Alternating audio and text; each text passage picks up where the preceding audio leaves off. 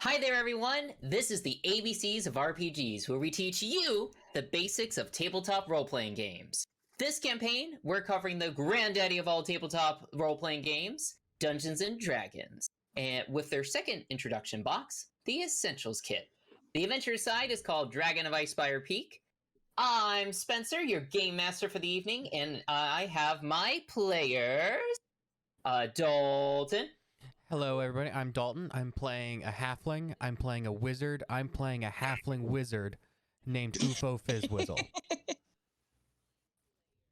Oh yeah, UFO! And of course we have Dan. What up, everyone? I'm Dan. I'm playing Bjorn Mountainside, a dwarf, formerly fighter, now Eldritch Knight, ready to kick the butts of Phandalin, I guess. Oh, and then next up we have Justin.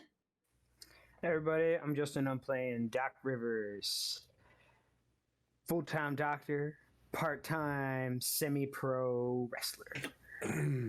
Yeah, and then we have a professional entertainer by the name of Naivara, played by Ashley. Ashley, can you introduce her? Yeah, hi. My name is Ashley. I am playing Naivara Adar. She is a kind of obnoxious high elf, moon elf bard, and she is super into like her silk dancing and tightrope walking, trapeze acrobatics, that kind of stuff. And she has a twin who is also in the party, played by Christian. And twin's name is Nova Adar. Christian, you want to introduce yourself and your character? Hi, I'm the twin. I am playing Novo, and I happen to enjoy music and a nice pair of slacks, and I also occasionally love lamp. Nice. Those are good things. Oh. Perfect. Well, yeah, you've met the players. Now, let's recap what happened on the last time in the Essentials Kit. So we started off, we picked up back off where we're at the end of Umbridge Hill. You guys had just driven off the Manticore by giving it some deer meat. Adabra was very thankful for you helping her out, so she gave you a healing potion. Well, specifically, Doc took the healing potion. Fitting. There was some discussion over what the contents were, but we found out it was pretty much healthy for everyone. After that, you told her about your performances and found out that the whole party really hates mimes. Mimes and clowns are just like, they've had some bad experiences with them in the past from the failed competition. So not a big fan of them anymore. But you guys made your way back to Phandalin. As you're approaching to go turn the quest, you actually saw Harbin, the town master, the mayor. Yes, I should know this. I know this. He ran back into his home, and he was super scared. And you went up to there. Well, Bjorn approached the door and said, like, "Hey, I'm what's going on?" He's like, "Oh, I'm scared of the dragon." And Bjorn's like, "Well, I'm a dragon," and he got really scared. But you guys were able to coax him and calm him down. So you talked to him, and he gave you, I think, 25 gold for doing the Umbridge Hill quest, and wanted that hat from UFO, but UFO wouldn't let it go. So, and then you guys went back to check what quests were. But on the way, you ran into your rivals. Which, well, I mean, some of them are your rivals. Sophie and Naivara kind of got into it a little bit, but then Dan met the fish person and was, well, Bjorn was very intrigued. Very, very intrigued by the fish person that was there. But then you guys parted ways because you guys went and checked out the new quests. Bjorn showed off his reading skills. Then you guys went and performed at the inn. Novo and Naivara kind of led this performance, with Novo belching out a wondrous song. And then you guys ended with a little bit of wrestling afterwards. Wrestling. It was great. and dealing. I think the highlight of that wrestling fight was Novo grabbing a book from the audience and smacking, was it Bjorn on the back of the head? Yes. My But- personal favorite was Nova returning the book. I thought that was really funny. but we also went over, you guys are level 3 now. You guys slept after that wonderful performance. You guys leveled up to level 3, so you now have all the advantages of that. And this is a good point in time to mention that you're halfway to max level in the adventure, which is level 6, but we're like a third of the way through the campaign already. So I think this is a really good time to kind of like talk about our opinions of the adventure so far. I think a lot of us have experience with D&D, as well as the original starter kit, Lost Minds of Feldelver. I think it'd be good to kind of talk about like the positives, what we like about this starter set first, and then maybe talk about some things that we think might have made it a better experience, things to kind of improve. So, leading off the bat, is there any specific positives that kind of like for what we played so far with Nomengard, with Umbrage Hill that you kind of liked about it, that you liked in the adventure so far? I really enjoyed Nomengard. I think the characters were really wacky and fun. And I just really enjoyed kind of exploring through the different tunnels and piecing together the mystery of the Mimic. I liked that we got a little bit of combat along with some exploring and detective work in there. I thought it was a good mix in there. I was not the character that almost died twice, but it was still cool. But I think that'll come with like an even better yet when we talk about the monsters. So we'll talk about that later. Yeah. Yeah, I mean, I was, just kind of piggybacking off of, what Ashley said. I think it's a really, really great, like, introductory, the whole thing, everything working towards beating Cryovane, right? Beating, like, this dragon. Yeah. All of the quests being related to it, it just really helps, like, world building. Whereas sometimes with other campaigns, you're like, yeah. Like I remember one time, with like Tomb of Annihilation, Yeah. you got to do this tomb, but like it almost feels like you're off doing like any number of other things unrelated to it. And then, eventually we're going to lead back to this, right? So I think that's Right. one really, really cool thing about the starter set and this quest is everything tied to is it. related to the Yeah, I agree, Dan. Like it is, you get a good mix of sandbox and linear kind of progression at the same time. You get also a lot of there's a lot of freedom to go and do what you want to do. But there's still kind of like that clock running overall. So I think they do a good job of giving you a lot of freedom, but still kind of making it not so complex that you lose kind of sight of things. So it gives players a good kind of dip of the toe into what it can be, especially compared to some of those more complex ones like you were talking about, Dan. Like Tomb of Annihilation. Yeah. Or there's another even I just finished Strahd's Curse. different group. Yeah. That's really kind of open world too. A lot of fun though. A lot of fun. So I like how, because you see a lot of stuff online about like custom games or whatever, just kind of pure sandbox mode. Yeah. But it's nice to have kind of this, especially if you are just getting to know the game and like you see the memes and stuff like that, and that all sounds really fun. This helps you kind of like learn how to do that.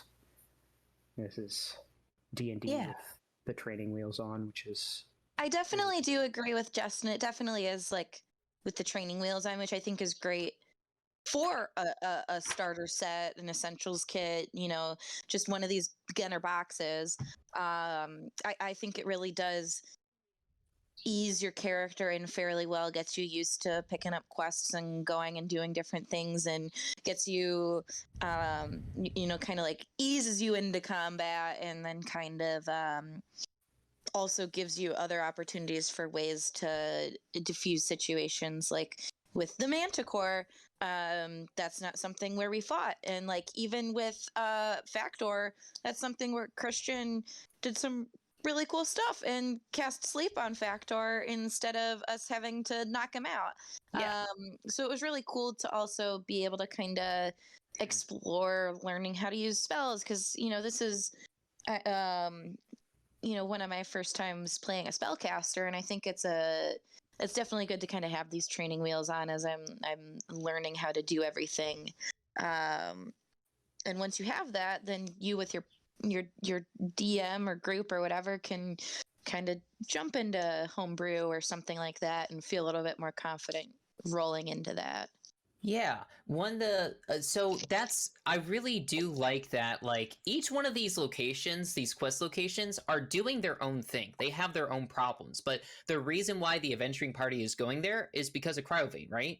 Like that's what's written in the quest. You have to warn Adabra of like, hey, there's a white dragon, come back to town. You have to go get magic items to help slay Cryovane from the gnomes. But like both those locations are dealing with their own thing, and it hasn't quite become apparent yet.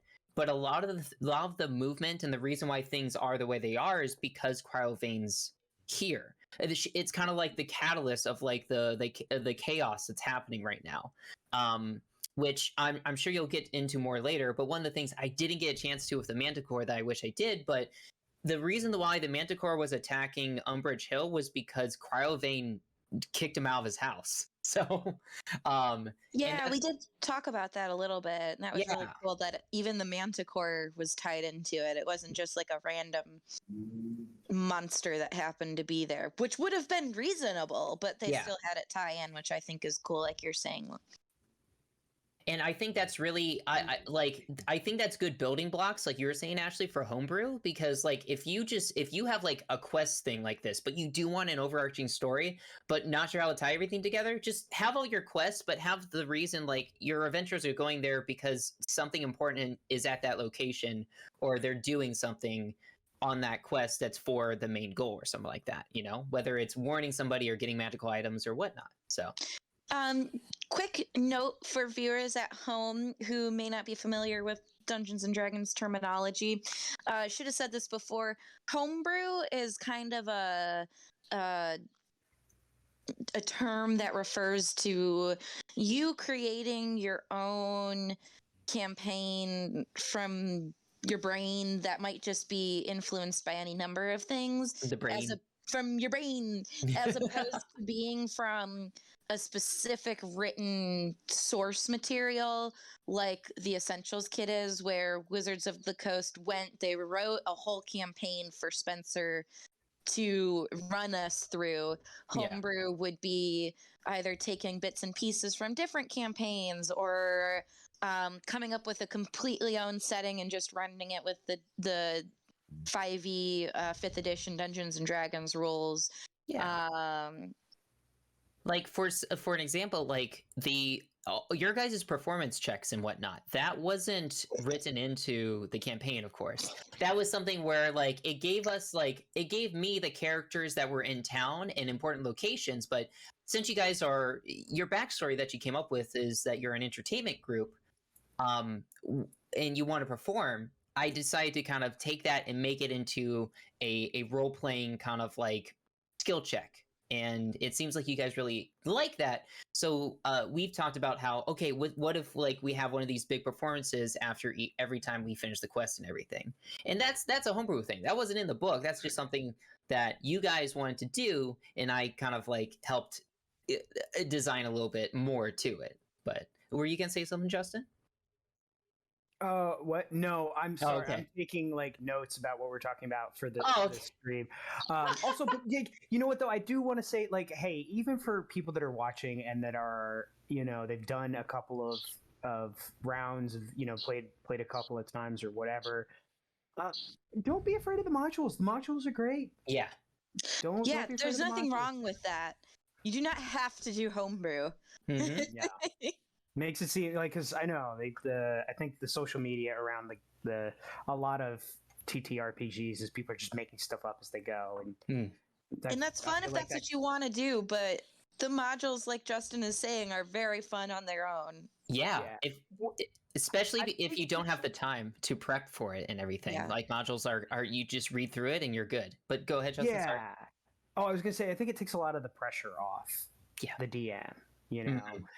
like or you know, everybody really, like, you know, so it'll be like, oh hey, you kind of can do this, and then you can make stuff up, of course, as you go, as you need to, because you always Yeah. kind of like got to do a little bit of that. But you know, Like they're fun. yeah, Modules yeah. I feel like it creates a lot of pressure on people to be like amazing storytellers, and they, you know, get like complex, you know, judgy about themselves, and like, oh, am I doing a good job? I'm like, yeah, you probably are, honestly, if everybody seems to be enjoying yourself, yeah. you know. Like me and Justin here, we did a homebrew campaign for 2 years, and that was like my first time ever DMing. And I really liked that because I didn't have to. I had some prep, but a lot of it I made up on the fly. And if I really liked starting out with that because if I didn't know something about the world, I could just make it up. But on the flip side, after I was done with that campaign, it was really nice to have that's when I ran Tomb of Annihilation with Dan and Justin, and that was really nice because like I overthought it so much. Like I was like reading the book, I watched a different group like play it and stuff like that, but then we played it like it's hard to like predict what your players are going to do.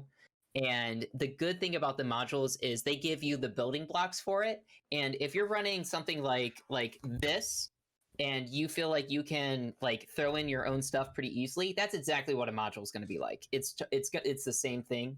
What I really appreciated was reading modules allowed me to experience different uses for things that I completely forgot before, like religion checks, and like having different like gods associated with different places and like related to certain puzzles. That was really cool. But so I'm going to stop my rambling about Tomb of Annihilation right now so we can go into things Back on track. yeah, things to improve. Was there anything that you guys didn't necessarily think that could have gone better starting out? I know I have some gripes with the monsters, but how do you guys feel? No complaints. I really don't have any. I think it's I think this is a great way for to familiarize with the game. You don't have the pre-generated characters. I like that you do have the option to just kind of see what they are with those basic rules or whatever it is. Yeah. And if that's where your group is at, you really could bust this out if you're like at kind of like game night and none of you have ever played D&D, and it might, Yes. Oh, for sure. Yeah. you know. And I do really no like complaints.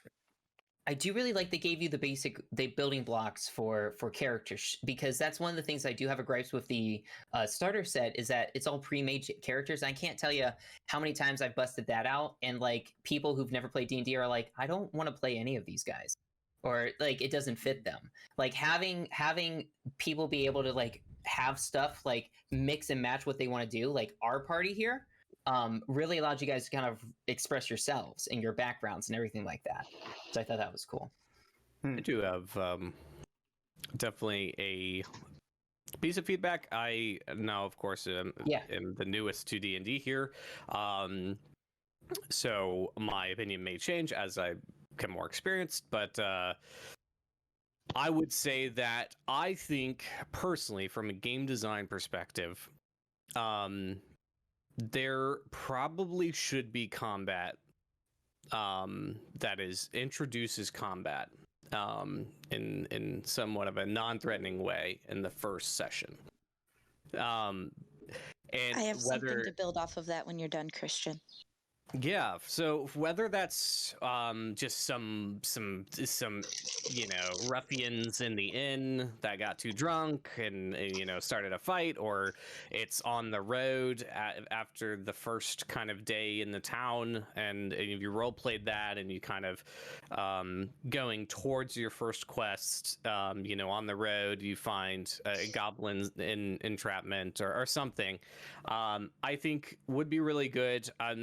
Being able to give the party the full experience of within the first session, I think really allows for the kind of encapsulation of what to expect, and kind of figure out where they might enjoy playing the game more, right? If it is more comment centric or whatever. So that's kind of my take. But No, and I agree. Go ahead, Ashley. Yeah, sorry, I'm really excited. To build off of what Christian said, it's really funny that you say goblin entrapment on the road into town, because that is literally how the starter set starts off. Yeah. Which I think is an advantage of the starter set. I think it's really cool, like you were saying, Christian, to introduce some fairly low stakes combat really early on, because it does give people an idea of how to play their character, to help them figure out what they like to do. If they want to be front lines hacking down goblins, if they want to be on the back shooting arrows, if they want to be casting spells. It helps them kind of get a taste for that. So I do agree. I think that would be an advantage or an improvement for the Essentials kit, would be to introduce just some very low stakes combat somewhere at the very beginning before we go off on a quest, just to introduce that to the players. Yeah, I think the key word being low stakes, because I know you guys don't get the stat blocks, but here's my main gripe with the first monsters that you encounter, because arguably the one you didn't do, the Dwarven Excavation, has the only thing that's sort of balanced for your characters.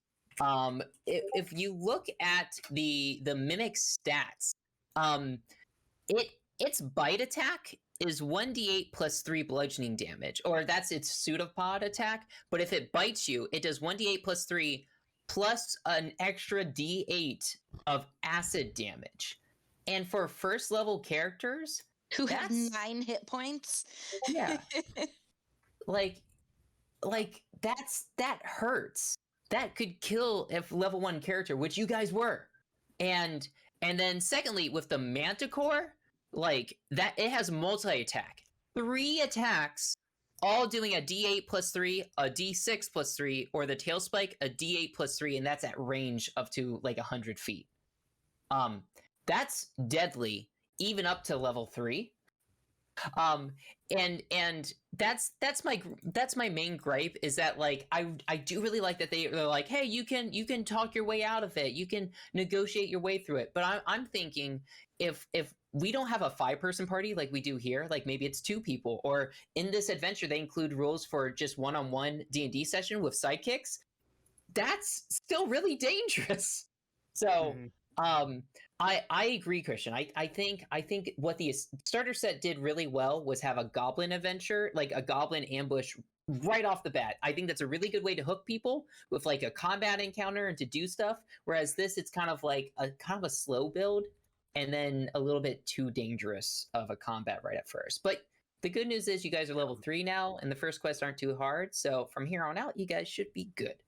You can just see, right, where that can be a frustrating experience. Yeah. And when it is that way, that could turn people off of the game immediately, right? It's just like, well, wait, I just started this is supposed to be for like newer players, and then like I just got down and I'm not doing anything now in combat that the combat was the one thing I really wanted to do. Yeah. So it's like, yeah. So yeah, perfect. Dalton, do you have any input, goods, bads, uglies about the Essentials kit? I like how kind of open it starts. Like it gives the players options right away. Like it gives everybody playing agency in like what they want to do. almost immediately, and that like it gives you a few different quests Yep. to do. I think that's pretty cool. It gives people choice right away. And I like the cut down character options, because like one of the main things about D&D is being able to make your own character and kind of play who you want to play. But the full list of classes and subclasses can definitely be super intimidating without a guide. And so pairing it down to like the basics and some of like the top options can definitely be super helpful. I think that's pretty rad that they do that. Yeah, I agree. Mhm. Overall, I'm still enjoying it. D&D is just fantastic. I think it's just a good, especially 5th edition is just a good edition overall to start people out with tabletop role-playing games. And yeah, and I'm glad we're kind of doing this as our first campaign. But anyways, guys, so with that being said, are you guys good to move on? Oh yeah. Cool. Yeah, for sure. All right. Let's do So, it. as you guys know, I start off each of these sessions with one of those cheesy get to know you questions. So, would somebody actually like to roll a D250 for me? A D250? Yeah, Ashley's got it. You can just type into Roll20 All right. RD250. 110. 110. All right. Let's see what question we got. Okay. The question is, what's your favorite story about your grandparents? So, to viewers at home, that this is new. This is what I like to do for people to get into their own characters is to ask them questions, like get to know you questions, but have them answer in their character. Now, some people out there love it; they're all into the role play. They're all for it. Some people don't necessarily have to answer. And if you guys can't think of anything about your grandparents specifically, that's okay. We can pick a different question, or you can tell like a different story related to it. But does anybody have a favorite story about their character's grandparents? First, Bjorn remembers. Bjorn. Let Bjorn remember. Bjorn remembers back when Grandma Mountainside. Grandma used to make- Mountainside. Middle name Bjorn. Yeah, no, it's like Oh. one of those like Courtney situations. You know, Yeah. named after, but Bjorn's actually a dwarven girl's name. Yeah. Yeah. Yeah. Bjorn remembers when Grandma Mountainside would make oatmeal raisin cookies with extra cinnamon, and Bjorn particularly likes those. Aw. That's That's sweet. cute. Yeah. Bjorn remembers waking up in the morning to the smell of Grandma Mountainside's cookies, being very happy. Well, there you go. That's beautiful. That's a nice little story. I like that. Naivara, she remembers when she was a wee lass, and she, her grandpa Adar, would sit Naivara on one knee and Novo on the other, and they would sing elven Hymns? hymns, tales, like Yeah. They're And- interwoven. yeah, and that was Grandpa Adar was what made Naivara want to get into performing and Aw. inspired her to start learning music, even though that ended up not being her final love, but inspired her to want to perform. And she just looks really fondly back on sitting with her brother and just singing the old tales with her grandpa. Aw. My grandma Adar and I had a special bond. Aw. We took to each other because of our interests in books and studies, and I would find after I woke up or meditated for the day, I always forget trance. I always forget I'm meditating, not sleeping. All right.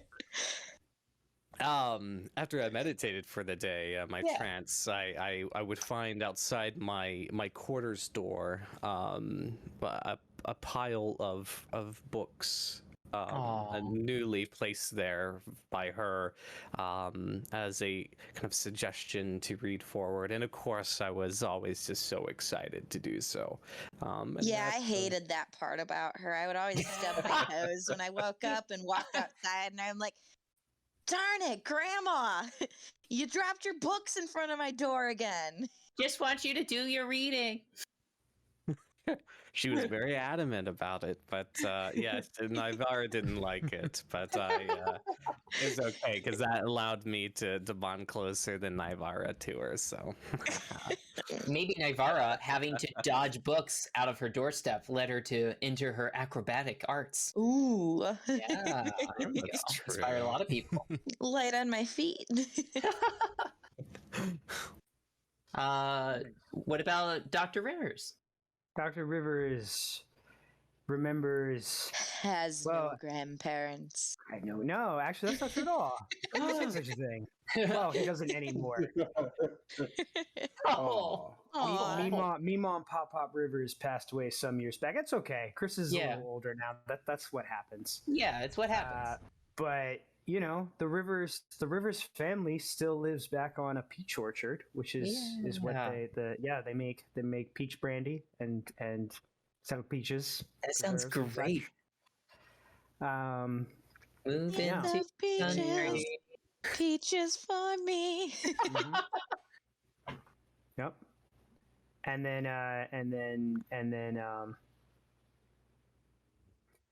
Grandpa and Grandma Newman were well, she was a seamstress and he was a cobbler, so they ran a small clothing shop, Yeah. a haberdashery. That's the word. That's Mhm. awesome. Oh, Yep. lots of good memories on the peach farm then, I'm guessing. Yep. Oh, And they would sell the peaches outside make the brandy. Yeah. the Newman's haberdashery. Aw. hmm The peach brandy was served to the guests. Anybody that shopped inside with Got a little. Grandpa Newman, yeah, they got a little snifter, hang out, you know, they got measured up and stuff. Yeah. Sometimes Oh, I got like 5 sniffers. Mm-hmm. Little pot stickers, you know. There was a little pot stickers place right across the thing. We just like bring them in, you know. oh, that's great. Good. That sounds like one. I want to go there now. Mm-hmm. Oh. Yoshi made the best pot stickers. It was awesome. Oh. What about UFO? What does UFO remember anything about his grandparents? Yeah, UFO remembers his grandfather taught him how to cast dancing lights. And he remembers very well because the reason UFO's grandfather taught him this, and this isn't a bit, I just learned this. Yep. Halflings are known to fish for bats using like light and moths. I was just googling random backstory about halflings, and this was established in. Did they like eat them? I can't really tell. It was just like in a random page in a novel called Azure Bonds by Jeff Grubb and Kate Novak, published by Okay. TSR back in like the 1980s. Just a random halfling backstory bit that halfling children are known to fish for bats, and so. Okay. love it. UFO's grandpa took him out to a cave. Took him out to a cave one day and taught him how to cast dancing lights to like draw bats out from deep in the cave. Oh, that's kind of cool. I mean, understandable. That's awesome. You know, your talent for pyrotechnics and everything. That's Starting them young. Yep. To scare bats. eventually, as you grew stronger, you accidentally lit the whole cave on fire. Oh, And that that's got me a how lot of he bats. lost his grandparents. Uh-oh. Oh no! Oh. Oh. Ladies and Not gentlemen, we actually. have It gone was there. just a joke, unless it wasn't. Unless it was Wait, In what? D&D, We need to it call could be persimmon. anything. I tuned persimmon. out for a second. Sorry. Whatever you would like. persimmon. I don't know. All what right, that well, is. So you guys have a decision to make, but I believe most of you already voted for it off screen. But you have 3 different quests to go on. So how's your party kind of conversing about it? Well, which one did you guys want to do? I think we were gonna do I want to do the orcs, the Butterskull. The Butterskull. Ranch. Yeah. Well, so if we want to do that, maybe, Yes. and Chris pulls out the map and he takes a small like kind of twig out of the fire. Yeah, There's a fire in this scene now. yeah, of course. Well, campfire in this scene now. Yeah. And he takes it and he's like, well, Fenlin's right here. What if we, and he just draws a line, we have to go to this gold mine, right? So we can just hop there, and then from there, we can go right back to the trail, and that'll take us over to Butterskull Ranch over here. What was it that we had to do with the gold mine again? Let me find the thing. Oh, let me pull out I think I have it in my backpack here. Was that Mountain's Toe? Yeah. Yeah. That's Mountain's Toe, yeah. So you have to escort Hit someone things. there. Oh, Probably hit things. we have to escort the new foreman. So I'm not Mhm. using that word.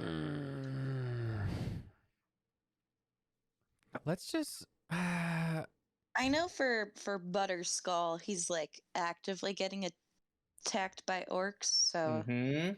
Yeah, I don't know if we It it want to. seems kind of the most time sensitive, which is why I wanted to do that one. But We just have to drop him off. It's we just- never. It's it's- never it's just on the dropping a way. guy off. Oh, it'll be fine. Look, it's just we're not going to be on the trail, and rather than going along the trail and coming back, we just go along the foothills here, and then boom, over. You give cat mouse want more mice. Bjorn doesn't know what Bjorn's saying. Sorry.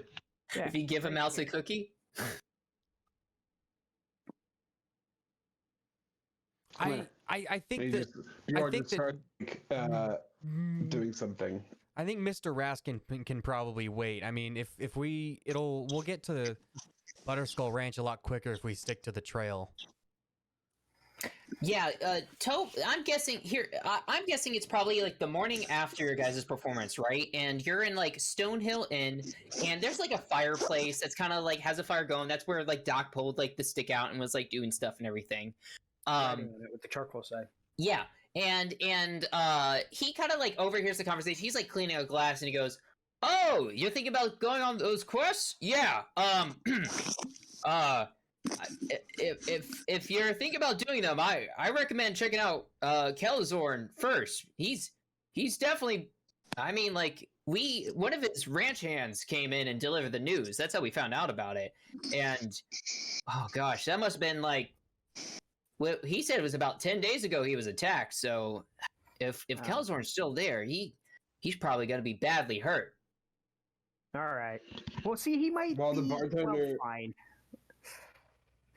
While you guys are talking to the bartender, Bjorn is just sitting there, like at the bar at the inn, just playing with like a cat from the village. Yeah, stray cat.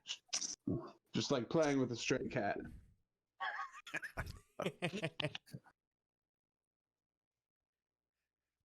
Did Bjorn have a cat growing up?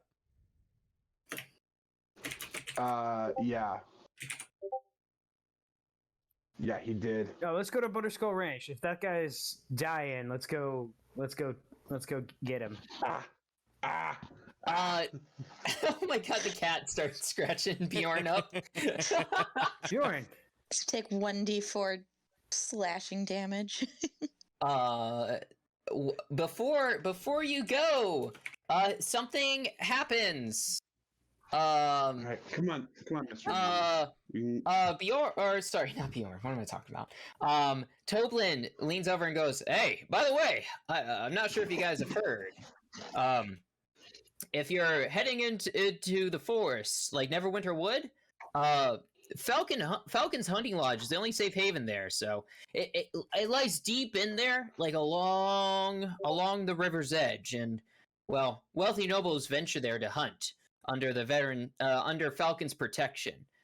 Falcon himself is a veteran of many wars, and he said he'll offer free room and board to anyone who brings him a bottle of wine. So if you're heading there, make sure you bring him some. Of course, I have plenty of wine, so. Can I buy a bottle of wine? Of course you can. And he does the exchange. Awesome. How much is a bottle of wine? It's not in the adventure book, so we'll just say you gave him the right amount. Okay. I think you have plenty of gold now. Do we? Actually, no. That's a Actually, good. No, we have like How did 15 we gold. distribute the 25 gold from? Yeah. Oh, yeah. Doc Rivers gave out 5 gold to each person. Yeah, there's so- 5 Okay. of us. Gonna add that to my inventory. Okay. So, We're not going into Neverwinter Wood though today, are we? Yeah, it seems like if we take the Usually- trail, we will get to Butterskull Ranch without going into the wood. okay. So I get Question. like a kind of nice bottle of wine based on what I understand money to be worth in this game. Yeah, that sounds good. I want your $8 bottle of wine, please. I will take your finest bottle of wine. That'll be $1,200. I will take $12,000. your $8 bottle of wine, please. Actually, that box over there, I'll take that one. I'm not seeing Um, wine or alcohol in the adventure. No, I paid gear. 25 copper, which I think like a copper is supposed to be $1. Okay. That's nice. Spencer, Yeah, that makes sense. Trying to remember, is it common to start off with like 10 gold? I Depends on your remember if I was a background, 10. right? Yeah, so that's another thing. In the essentials kit, they don't actually say how much gold you start off with other than your background. There is in the player's handbook, you do get gold based on your class as well. So whatever you got from your background, that's how much money you start out with. And you guys did get 25 gold from the quest. I did Anyone find out. remember what the entertainer background is? I think it's 15 10. gold. Oh, Yeah, that's 15. what I thought. And we everyone. just got 5 from. You got 5 from Doc River, so you should have 20 gold unless you've spent anything. So Doc, Nah. a common for wine, a common pitcher of wine costs 2 silver pieces. Oh, okay. And a fine wine that's in a bottle costs 10 gold pieces. Oh, Really? Yeah. It's a really big range. That gets pricing. But ale, a gallon is only 2 silver and a mug is 4 copper. So, Inflation What? in Neverwinter is What ridiculous. the? It's just Grapes, Neverwinter man. particularly unsuited for grapes? yeah, they even have meals per day. Squalid is 3 copper pieces and it goes all the way to Aristocrat, which is 2 gold. Okay. Aren't grapes grown in places that it's never winter? actually, there are. Never mind.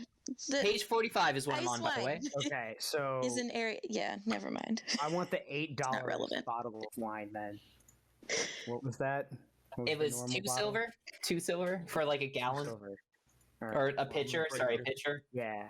Well, what's a bottle then? Doesn't he want a bottle of wine? Like, That's for him, 10 like a gold for the quart pitcher. fine Well, so it's 10 gold for a bottle of fine wine. wine.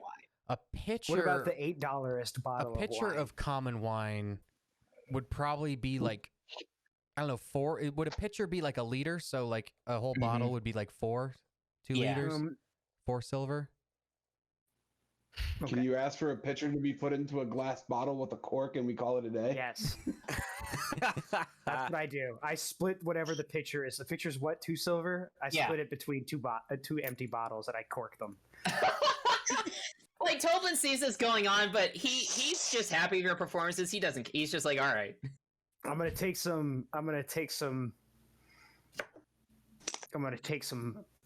pieces of piece of parchment on each of them. Yeah. I put it there and I pressed it. I thaumaturgy glue, magic glue if I can, and I'm gonna write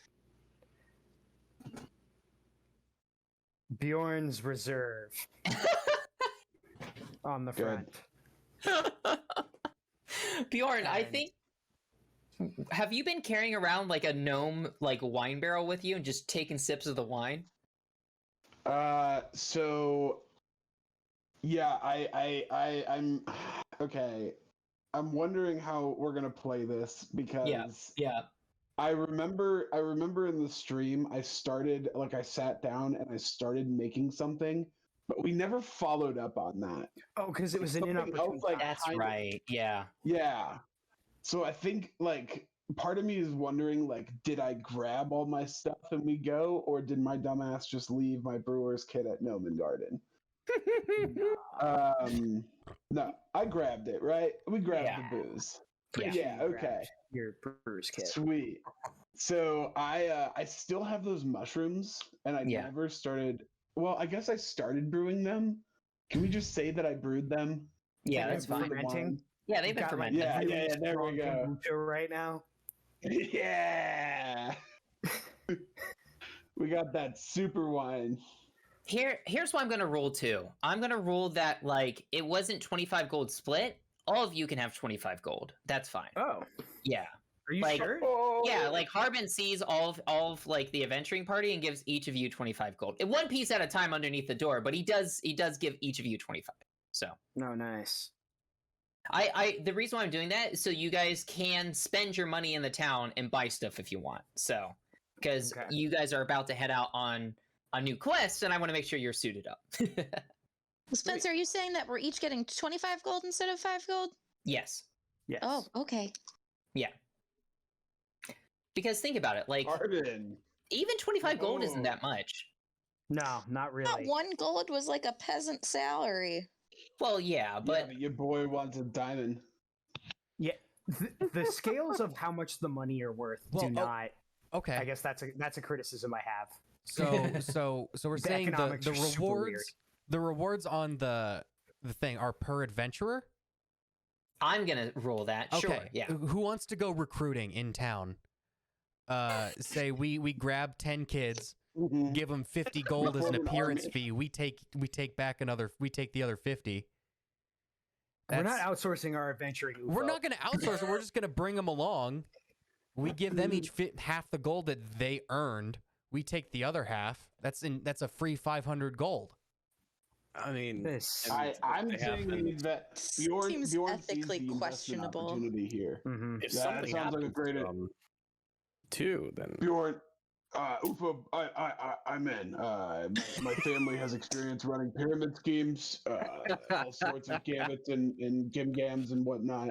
Sounds like the perfect kind of scheme. That's not- That's your fond memory is No. bussing for the Tupperware party. More like the the romance parties, but you know what? Here, neither here nor there. And suddenly, Phandalin has no children in town. Womp womp. Oh wow! I think we should investigate this sudden disappearance of all the children in town. Never mind. Oh. So, Y'all need was the there? healing hand to Paylor. Were you guys gonna buy anything in town?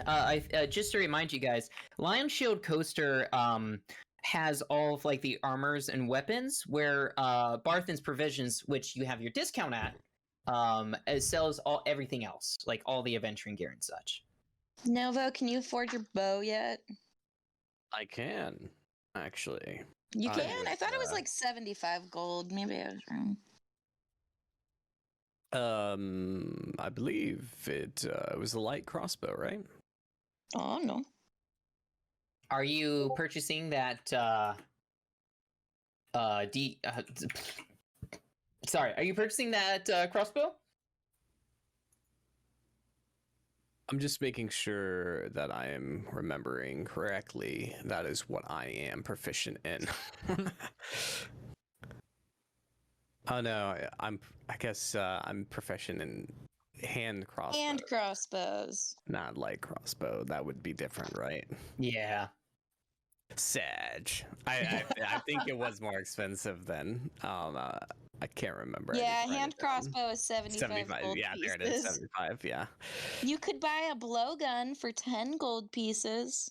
Hey, Stillwaters, I see your comment. What's Toblin's corking fee? He's gonna do this on the house. He normally charges some money, but he just wants these guys out of his bar at like 10 a.m. So, I would imagine everybody's, himself included, is just hungover, and Yeah. it's like it was great last night. But yeah, but you guys gotta get out. Come on. Please be on your way. A dance routine, a song, and a wrestling fight was all the excitement that he could handle for until at least like a week after you finish these next couple quests. So Hey, Novo, look, they've got tridents for 5 gold pieces. what am I gonna do with a what's our- trident? I don't What's our live discount underwater. at? was it 15%? Is that what you negotiated? I thought it was 10. Was it 10? I mean, I don't know. You're the DM. You roll it. 15. Like he raised it because he's happy with your promotion and really liked it. Make it 20. Final offer. Yeah, make it 20. Everybody in this town is starting to dislike you, UFO. Like you're recruiting child labor. They weren't gonna. We were just gonna take them on a school trip, and they were gonna wait outside. They weren't gonna be in Fine. danger. Oh, UFO's starting to sound Probably like see some dragons and stuff along the way. I don't know. Cool stuff. I don't know. UFO's starting to sound like more and more like a bad parent. Like, hey, just wait in the car. I'll be back in 5 minutes. I'm just going out for some, cigarettes. I'll be Oh back. no. Oh no. But anyways, is anybody buying anything? Yes. Yes. Okay. Well, now I'm gonna do my thing. Okay. Cool. While you're in town, are you buying weapons, or are you in the Lion Shield Coster or Barthens? I'm in Barthens. Okay, Barthens I am also like in Barthens. maybe like stringing a crossbow, and he sees you guys, he waves, and like as you're picking stuff up, he goes, "Oh, hey, crap! What was the voice I had for this guy? Sorry." Barthen. Ho! Did you guys hear? Some folks claim to have seen a dragon flying through the high clouds. At a distance, it's hard to gauge the creature's size, but some say it may be big as an elephant and with gleaming white scales. Yeah. Yeah, Yeah, we're Yeah. isn't that the thing? Yep. Isn't that the thing Oh. everyone has been telling us to fight? Oh, I That's why we're here. I was just trying to. I wasn't sure, guys. I mean, I know you've been out and about looking and stuff, but I was just making sure you're informed. And he kind of trails off, like he thought he was bringing you guys some new knowledge. Sorry. Oh wait, I am remembering. I did hear Novo sing that song about the dragon last night. Yeah. Yeah. All right, peeling back the curtain a little bit, guys. The reason what I was doing is there is something, and I've noticed this. Speaking of like adventure modules and stuff before, this was in Tomb of Annihilation as well. But there's rumors. There's a rumor table that I have, and after you guys speak to NPCs in town, they tell you about like a certain rumor that's happened. And since I've told you 4 of the 6 that you can learn, that's why I'm telling you guys this is a mechanic in the game. And the reason why I'm telling you guys now is because I did a lot on the first session you guys were in town. And I know Ashley and me talked about it, and she didn't really notice it. So I think that's like a good thing with DMs is like it's sometimes hard to kind of shoehorn some rumors and stuff in and everything, but you can kind of weave it into conversations if you're role playing enough. But like sometimes it's perfectly fine to just kind of like say the rumor, just be like, oh hey, by the way, and then just kind of read off the little blurb and everything. But that's a mechanic that I thought was pretty cool in there. A lot of this stuff is just kind of like some of it is stuff you already know, like the White Dragon. But other of it, like one of these rumors actually is like 2 of these rumors are additional quests you can kind of go on. So, which I thought was kind of cool. That is pretty cool. Yeah. I was like, if we follow up on it. Yeah. You heard one of the quests earlier, but one of the quests you haven't been told about yet. So, I do have a question. yeah, go ahead, Christian. It's related to buying things currently. Hmm. And I know we mentioned this before, but I just want to clarify. because I'm still a little hazy. For the material items, for me to be able to cast spells properly, they're very specific for the spells that I want to cast. So, what do I need and what don't I need, as far as that goes? I can field this one. Yeah. So, Christian, if you'll notice that you get access to, as part of your class feature, you get access to a spellcasting focus. Right. As a bard, your instrument can be your spellcasting focus. That's a thing you get. Now, the value of your spellcasting focus influences what kind of spells you can cast. So the value of your spellcasting focus must be at least the value stated in the spell. So if you need an orb worth 100 gold to cast a spell, your instrument needs to be worth 100 gold. Sometimes a spell will say that you need a certain value of a material, which the spell consumes. Now, that phrase in the spell's material components is really important, because if it says that, you lose those those components. They're gone. Otherwise, if you wouldn't normally have had consumable spellcrafting items, as long as the value of your spellcasting focus meets the value of those components, you can cast the spell. So like for Vicious Mockery or whatever, it's like some spit or something or whatever. Your guitar is worth spit. It's worth the value of the instrument. You could sell it for more than you could sell your spit. So then, boom, you can cast the spell. And that's kind of how that works. Yeah.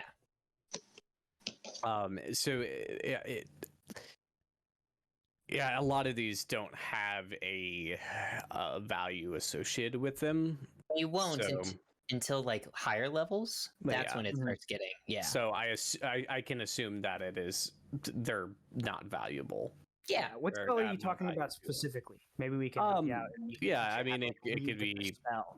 a second level spells, just like suggestion or shatter. Like Which one are you looking at? suggestion, say suggestion here. It requires a snake's tongue and either a bit of honeycomb or a drop of sweet oil. Now I can buy oil from the store. It's worth, I don't know. Yeah. So, a little bit. so of stuff like that in a spellcrafting components pouch is assumed to be there. Okay. However, because you're a bard and your class specifically says you can use your instrument as a spellcasting focus, you can because the value of your is more than the value of these small material components. You can just go ahead and cast that if that's one of your spells. I'm trying to think of like one where there are. So, like, I guess, like, kind of an example, I, as an Eldritch Knight, don't get a spell focus. So I have to, Really?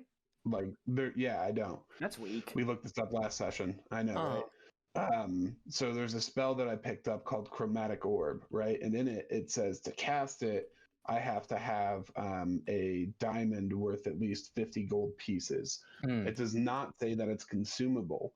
So that basically, as long as I keep it in my components pouch, or I think I don't know if I have to hold it or not, I can then cast Chromatic Orb using that diamond, right? If someone were to steal it from me, or if I were to lose it, or if I were to sell it, I wouldn't have it anymore. But the spell itself does not consume it because the spell doesn't say that it's consumed in it. Yeah.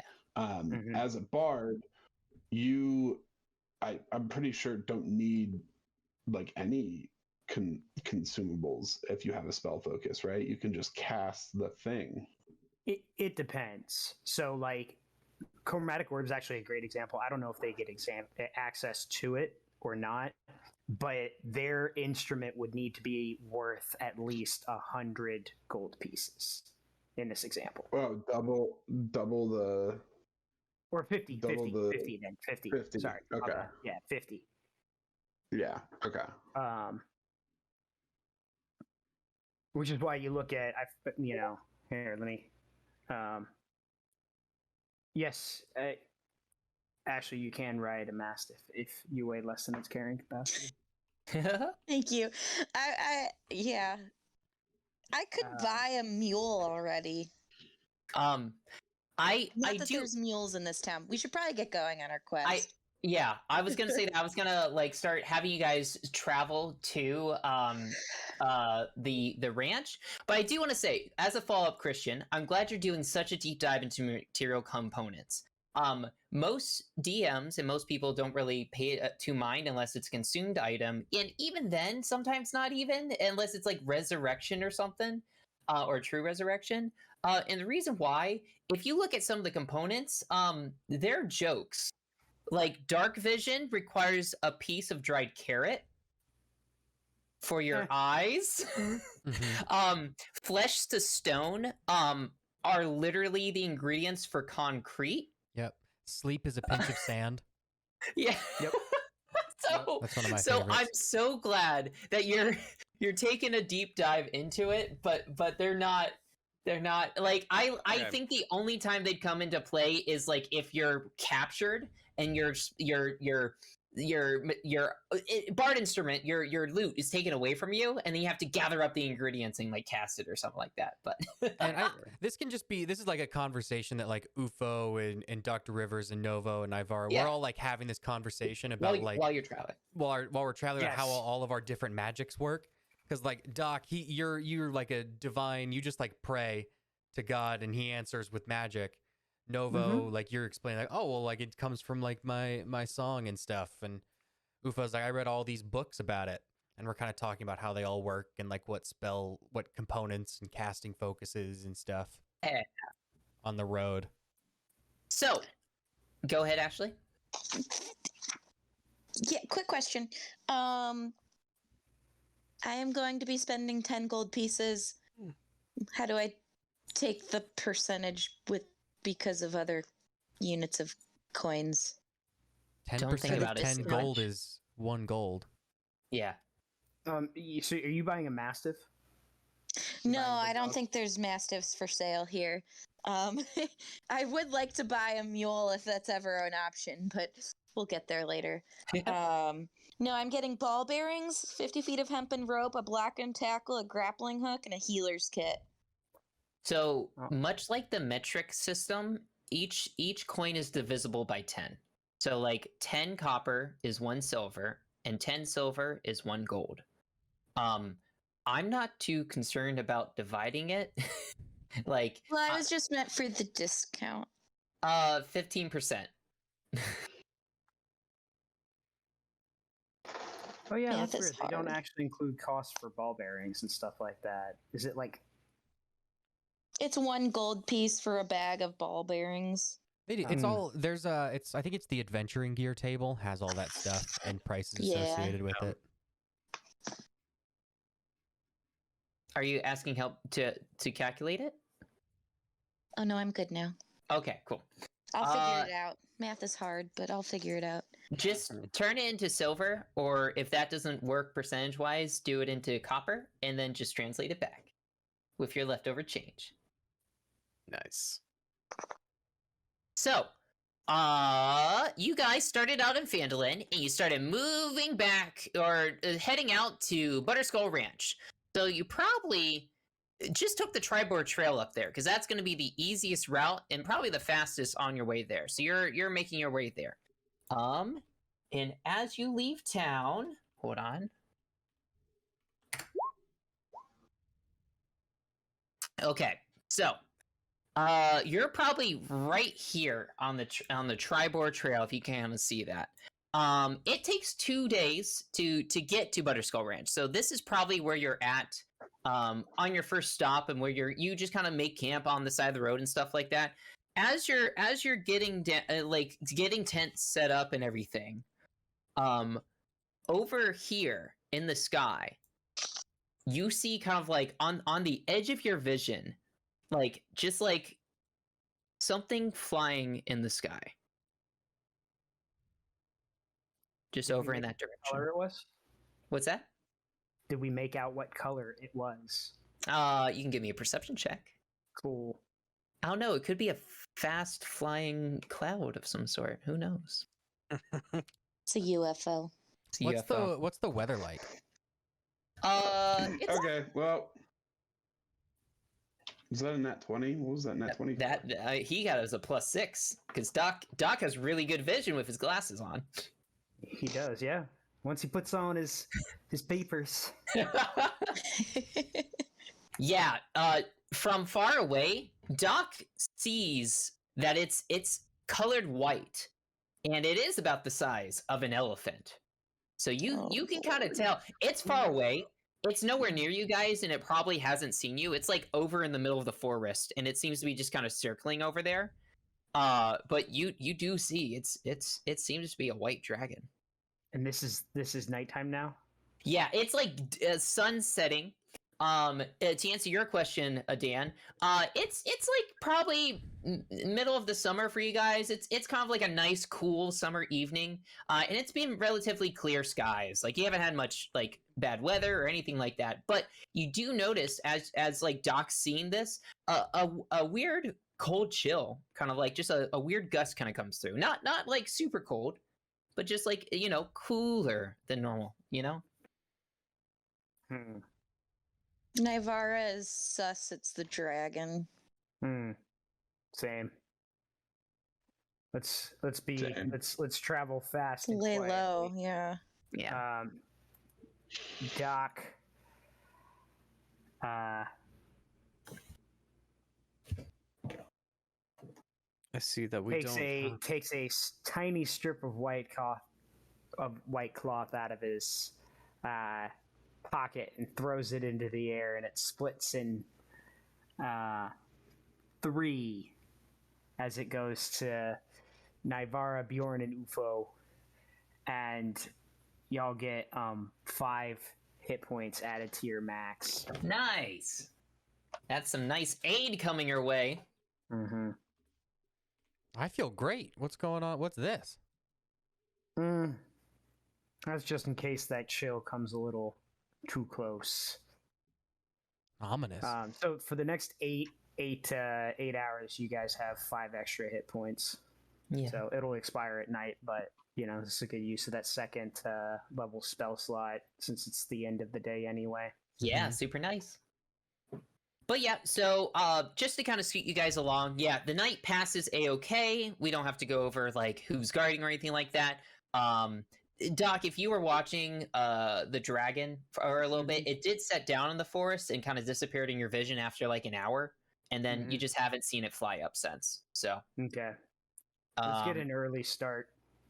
I want to be up since we're just gonna kind of like call it right at sundown. Go to sleep. Yep. I want to get an extra early start. About how far did we make it? This hex right here, because in the adventure it says it's going to take 2 days to get there. Okay. So I'm guessing you'll probably make it to Coneyberry before you have to set for the night again. Might be able to get to Burner Skull Ranch tonight, but we'll get there like right at the end of the day if we did. Yeah. So. Yep. All right. So you guys wake. On to Coneyberry. Yep. You guys wake up. You adventure. As you kind of adventure, you reach kind of the outskirts of Coneyberry. Just a second. Oh, hey guys. What? It's the outskirts of something. Novo, All right. in all your books, do you These know much outskirts about are nicer orcs? than our normal ones. Posh outskirts, really. So yeah, so you get Oh. to Coneyberry after a long day of adventuring. What's up? Did I miss I something? asked Novo if he knew anything about orcs from all his books. Oh yeah, Oh, yeah. sure. I guess I would have to attempt to recall the information. Anything that could be helpful for our quest going forward. Yeah, you can give me. Oh crap. An intelligence roll of some sort. History. Let's do Maybe history. Yeah. Well, isn't All right. isn't he attempting to use one of his like features? Right, Are you? Christian? Yeah, that is. Yeah, that Use is your bard my knowing stuff. feature. If he doesn't know something, he knows where to find it, right? It's like the feature. Oh, yeah, you're talking about that? if I can't, yeah. So, gosh, I thought I had it written down here. Where's it at? But yeah, basically, if I can't recall it, then I know where I basically Can to find the find it. information. Researcher, when you attempt to learn or recall a piece of lore, if you do not know that information, you know where and from whom you can obtain it. Usually this information comes from a library, blah, blah, blah, blah, blah, or other learned person or creature. Your DM might rule that knowledge you seek is secreted away in an almost inaccessible place, or that it simply cannot be found. Unearthing the deepest secrets in the multiverse can require a venture or even a whole campaign. But you know a bit about orcs. Let me get some information for you. So, I believe you know, orcs actually have been around this area for quite a bit. From everything you've read, Phandalin was actually, let's see here. Yeah, so back long time ago, like Phandalin itself, and you did this in your basic research before you even came to Phandalin. You found out that Phandalin itself was like an existing town like 100 years ago, like a well-established town surrounded by all sorts of like dwarves and other miners who would go out and either like forge magical weapons inside of the mountains, or like all sorts, or just find minerals to bring back to Phandalin that would be shipped to all sorts of places. But 100 years ago, an orc horde swept through and just destroyed the place. The Phandalin that you guys know has only been around for maybe about like 10 years or so, I believe. All of the buildings are made out of wood, but they're like surrounded by like brick pieces. So the things you know about orcs especially is that like the orcs have terrorized a lot of the Triboar Trail. So it's only recently being reclaimed, but there's still a lot of different places that have been captured by orcs. But you do notice from word within town that orcs seem to be more appearing more often than before. Interesting. Yeah. Did the orcs lose a good amount of their fellow soldiers or whatever within the kind of destruction that they laid wake, or was it just a lot of the journals and such you've kind of sorted through are just from survivors who just basically escaped with their lives. They weren't really fighters or anything. Anybody who was left behind did not make it back. So whether or not there was big losses within the orc factions, you can't recall. Well, it wasn't written down. Yeah, so there's another reason for why they haven't been around until more recently. How long ago was this again? 100 years. But orcs are still around, and are especially around more so right now than before. So basically, when I was born, Nivara, Phandalin got hit by an orc horde, and it totally and utterly destroyed. They have taken over Triboar Trail, and we must be cautious of this as we progress further. This is going to be a difficult fight, I suspect. There will be many, and they will be ferocious. And I'm worried. Everything that you said, but Do you guys think we can handle this? Yeah. Orcs are dumb. We got it. Yeah, orcs more like dorks. Yeah. Yes. How I agree. how common are half orcs here, and like how are they treated? Not too common. Not for very the common. most part, in Phandalin, the most of the population is mainly human, like 80%, Mhm. but then a small mix of like dwarves, but they don't live in town. They live in like other like outskirts or like small little shacks Yeah, outside they of live in their town. mountain holes or whatever. Yeah, and like most of the townspeople are humans, maybe a couple elves, but like the rest is like halflings and like and no gnomes, but like a lot of halflings too. So you haven't seen any half orcs in town, but yeah. Okay. So what's Coneyberry like? So I was actually going to ask. So this is a longer travel. Like you haven't traveled this far. This party hasn't traveled this far since you guys made the trek from Neverwinter. So what's your guys' kind of marching order, and like how does everybody approach? Like how do they do? Are some of you guys getting really tired? Do one of you have to take like a lot of breaks? Is UFO riding on Bjorn's shoulders? What's the party kind of looking like? Yeah, Bjorn's in the front, just kind of like not like intelligently leading the way, just in the front because he feels like he should be in the front, but like he doesn't know where he's going, so he's like constantly trying to like be like, all right, which way? Well, which way? All right, that way. Okay, but he's still in the front for some reason. Yeah. Nivara is, like kind of somewhere in the middle, I'd say, middle to back of the pack. And, she's in shape because of all of her acrobatics and such, but acrobatics are a lot different than hikes. So she's like kind of getting tired, but in the morning she's still spry, so she's like playing on her lute and stuff and is probably a bit annoying in the morning.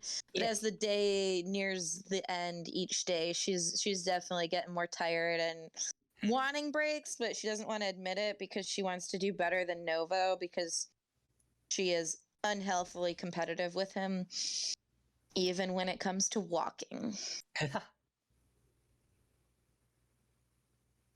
Yeah. I would say that I'm towards the front, maybe right behind Bjorn, just knowing what I do about orcs and their hold on the trail, just being cautious of what lies ahead of us. Of course, we're coming up on the Coneyberry now, but yeah, we don't know the state of Coneyberry, right? Either, no. UFO's probably the opposite of cautious. Like constantly kind of like going like slightly off trail to like look at weird berries or plants that he sees. And he probably gets yelled at or shouted at to hurry up every so often because he gets distracted by something colorful. He's got those short legs anyways, so. UFO, have you found any of those coney berries? No, just round ones, no cone ones. Rats. No rats either. Keep looking. I keep. Yeah, it's be an odd place for them, but keep looking. I'm sure you will find them. What about Doc? What's Doc doing on the trek? Probably yelling at UFO. he's the one like, UFO, come on! Come on, man. This is the guy. He's dying, right? We decided to come save this guy. We can't be. What you got? I'm right here. I'm right here. Don't worry. I'll catch up if I fall behind. All right. The berries look important for stuff. Keep them. So you guys get to Coneyberry, and it's towards the evening. The sun isn't setting, so if the sun goes down at about like 9 p.m. during the summer days, 9-10, it's like probably 6 or 7, so 6:30. It's like 6:30 in the evening-ish when you reach Coneyberry, and you figure you can probably get to Butterskull Ranch as the sun is setting. you find that the abandoned town of Coneyberry is eerily silent except for the whistling wind as it blows through the settlement's burned and crumbled down structures. Did we know Coneyberry was going to be abandoned, or did we think it was going to be functioning? You guys heard a rumor, and I can repeat it for you again about Coneyberry if you want me to. Mm-hmm. As the rumor that you were told before was, as the Tribor Trail runs east, it passes through the ruins of Coneyberry, a town sacked by barbarians years ago. There's a ruined temple south of Coneyberry where it said that the locals hid their gold. So, okay. A From- ruined temple, you said? a ruined, yeah. A ruined temple. Yeah. A ruined temple. Let's say this. They said there's supposed to be some We did gold that in on the this way town back. anyway. But for the most part, yeah, this town was sacked by barbarians, not orcs, and that's what you guys have heard. So, but that was a long time ago. Well, do you guys think that we should press on to Butterskull Ranch? I'd feel bad making the man wait an extra night. Yeah. I guess we can look around for the gold here later. Been here this long. If it's still there, I'm sure it'll be there when we get back. That's true. That's good. That's true. Okay, let's do that then. Yeah, so you guys start following the trail through the town still. That it kind of cuts through, like the town was like an old town, so like you kind of cut through like the square in the center. And you notice that the trail, like, you know, of course, peers off and goes south to like what appears to be a ruined temple south of town. But if you look straight ahead, you see that there's like an old well in the center of town, and there are 3 unsettled riding horses there, just grazing. Oh, that's awesome. I would like to Yeah. approach one of the horses. All right, give me an animal handling check. Bjorn. Ooh, I have an animal. I How does your actually bird killed an handling animal handling. translate into horse handling? I actually am good with all animals. Can you Okay. talk? It- Can you talk to them? Did it run away from me? Well, let's see what Bjorn gets. Yeah. So I like to think that like Nivara starts to like approach these horses. What does Nivara do that starts to spook them before Bjorn saves the day? I'd imagine she's like walking like straight towards it in its blind spot Yeah. because she doesn't know about horses. She's a little rusty on her horse handling from back in the day when she was in the circus, and she kind of forgot they have a blind spot straight in front of them. So she's sticking out her hand, and then the horse like is like, "Oh crap! There's a person there." Bjorn- That's what I'm picturing. Bjorn, what do you do to like, you know, calm them down after they get a little bit spooked? So it's a little known tactic to calm down a spooked horse. You actually go behind it and you grab its like tail and you just like kind of wiggle it like this, and that's what Bjorn does. As a side note from the veterinary student in the group, do not do this at home. This is not safe. You will get kicked in the head. Yeah, I might have said that just to see Ashley a little. Just go. All the color Yeah. drained from her face. Get the worst possible animal advice ever about horses. So I like to imagine that Bjorn, like these horses, they like go to like kick you, but they kick over you, and then they just kind of turn around and they think you have food or something, and then they like maybe you give them like an apple from your rations pack. He's totally fine. That was a kick of enjoyment. He enjoyed that, and now we're friends. Friendship. Hold on, and then I go up and I start like petting the horse's mane. Well, actually, I probably can't reach the horse, so I start petting the horse's side, and I'm just like, I go up to the horse like right up by its face, and like the horse puts its like head up to my ear and I'm like petting its face. Yeah. And I'm like, yes, okay. The horse has told me he would like to be referred to as Biscuits. All right. The Biscuits. clomp. Mm-hmm. Yes. All right, Biscuits. You're Yeah. a good horse. Can we get on these horses now? Yeah, so as you kind of pat the backside of the horses, you notice they are branded with the letters B-A-K. Oh, these are probably what's his name's horses, because his name's that. Bad. Oh, yeah. So, yeah, you guys, 3 of you are able to kind of like hop on to each of the horses. So,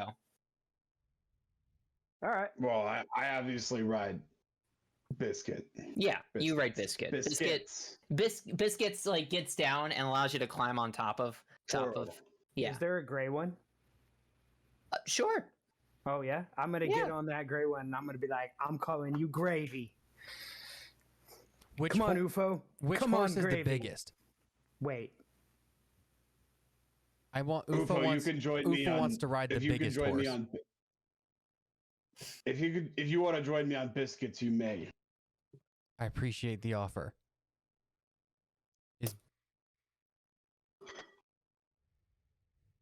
Is Biscuits the biggest? Sure. Yeah, Biscuit's the biggest. Okay, That's- okay. that's- Yeah, I want to be okay. on the biggest horse. The 2 smallest, I'm the biggest. I'm sorry. I'm still cracking up at the biscuits and gravy. joke. right. So I guess Really? Nivara, we get this last one, and I imagine this last one's like a pretty dark, like black horse.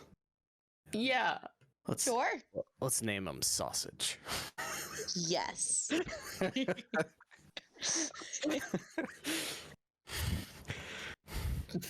Alright, I actually help her up onto it, and You Aww. said it's a DJR. Is that what they're branded? B-A-A-K. B-A-K. BAK. And Baron, well, the guys. Aaron, I Karen. restate that. That's definitely these. We're just stealing random horses, you guys. Well, no.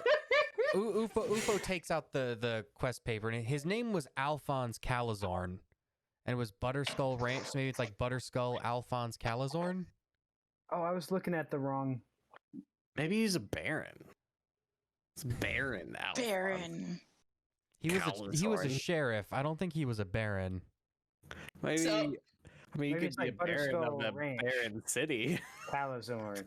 So, you guys, as you start to approach, because we're about to take our break here soon, you're not at the ranch quite yet, but you start to see it on the horizon, and in the middle of the road, is a cow. Don't trust it. A cow? Is the cow branded?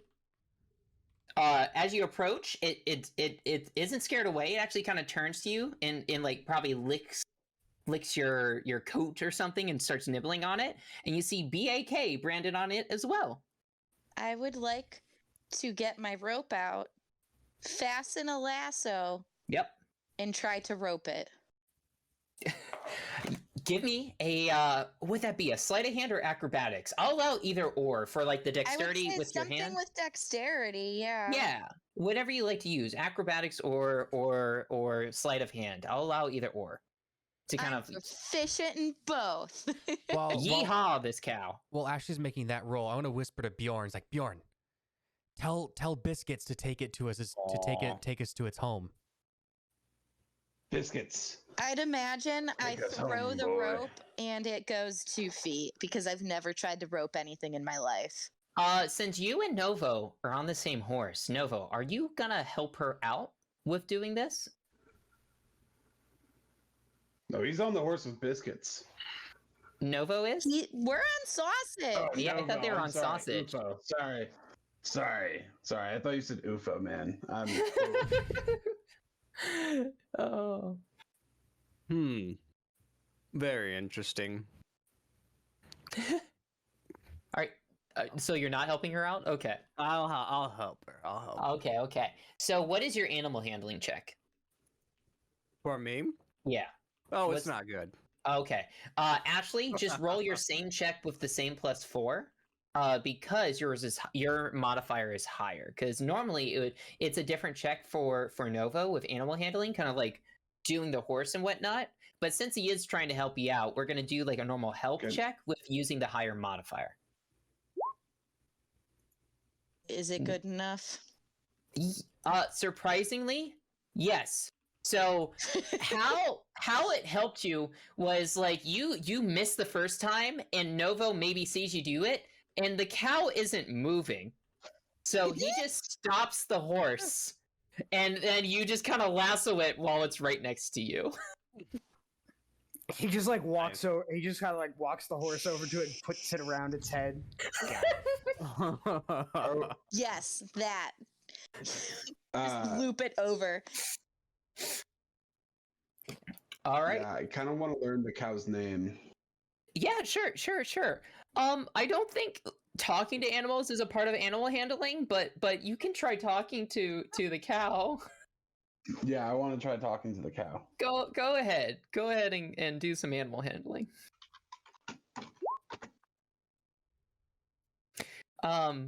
Petunia starts nibbling at your backpack looking for food. Oh, Petunia, that's a dumb name. Your name is Beefcake now.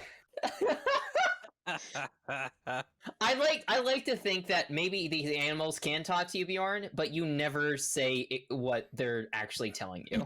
You're just bad at it. You mistranslate everything. Yeah. You turn around and you tell everybody it's beefcake. Name's Beefcake. Beefcake. The Oh. animals are just terrible at listening. All right. So I'm going to give you the little blurb about your arrival to Butterskull Ranch, and then we're going to go to our break. So you guys kind of like, you see the ranch in the distance, you start to approach it.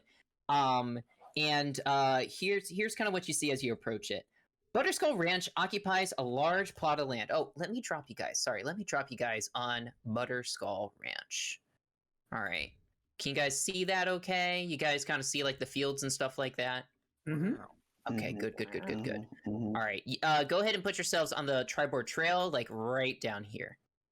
I might let me know if you need me to drag you guys on there. Butterskull Ranch occupies a large plot of land on the north side of the Triboard Trail. Nestled between two hills, beyond a ramshackle wooden fence stand cornfields, an apple orchard, gardens, and pasture land. A path breaks off from the trail to lead to a two-story farmhouse next to a pond. West of the farmhouse are the charred remains of a barn and smithy that have been burned to the ground. Over here. Oh, no. So they're not on fire anymore, but you do see the destruction. And over here appears to be a farmhouse, and you see lights on in the farmhouse, just kind of glowing out the windows. And maybe you might see shadows moving along inside.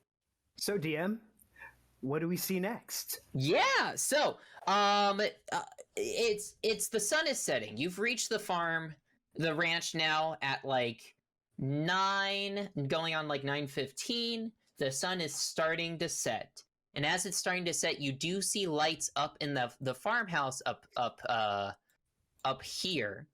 But as I kind of described before, like there's just all these open fields filled with like all sorts of corn, apples, there's gardens, there's pasture land over here, and then definitely recently ruined barn and smithy up here.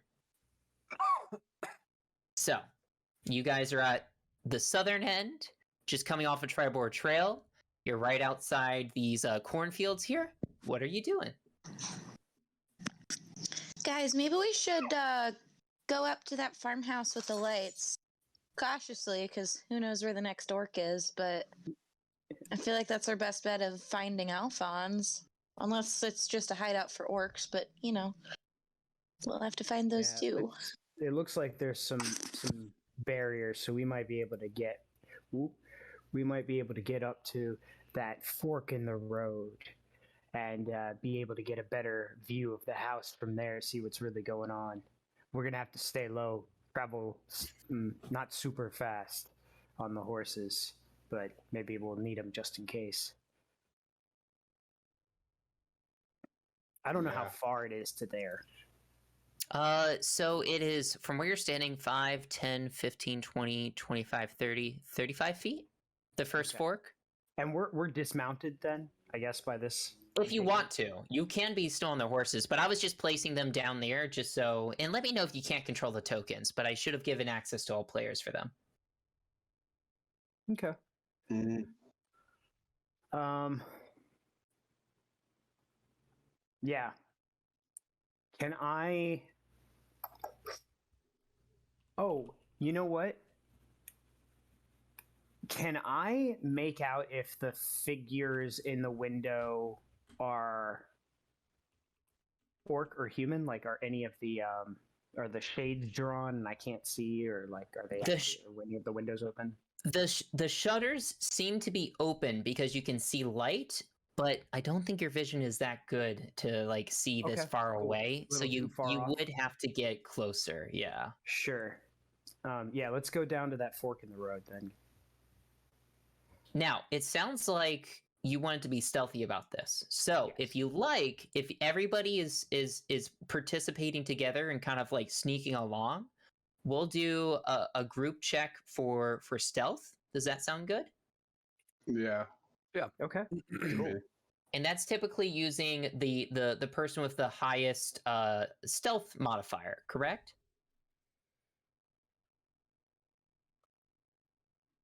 I think. Ashley, if you're talking, your mic is in the up position, so I don't think we can hear you. I kind of thought we all had to roll, and like a certain number of Yeah. us had to pass, like for a performance check. But I am not sure on that rule.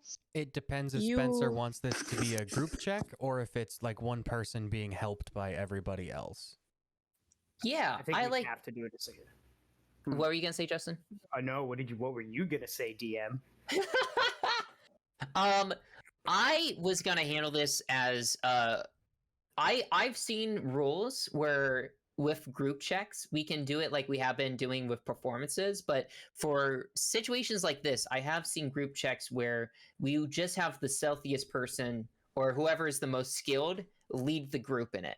And how I kind of like flavor this as is like, say, like Dr. Rivers is wearing plate armor, right? Usually disadvantage. Chainmail. Chainmail, Jingle yeah. jangle it. Uh, Like a bag of pennies. but let's say I'm not sure who has the highest stealth, but let's say Nivara does just offhand.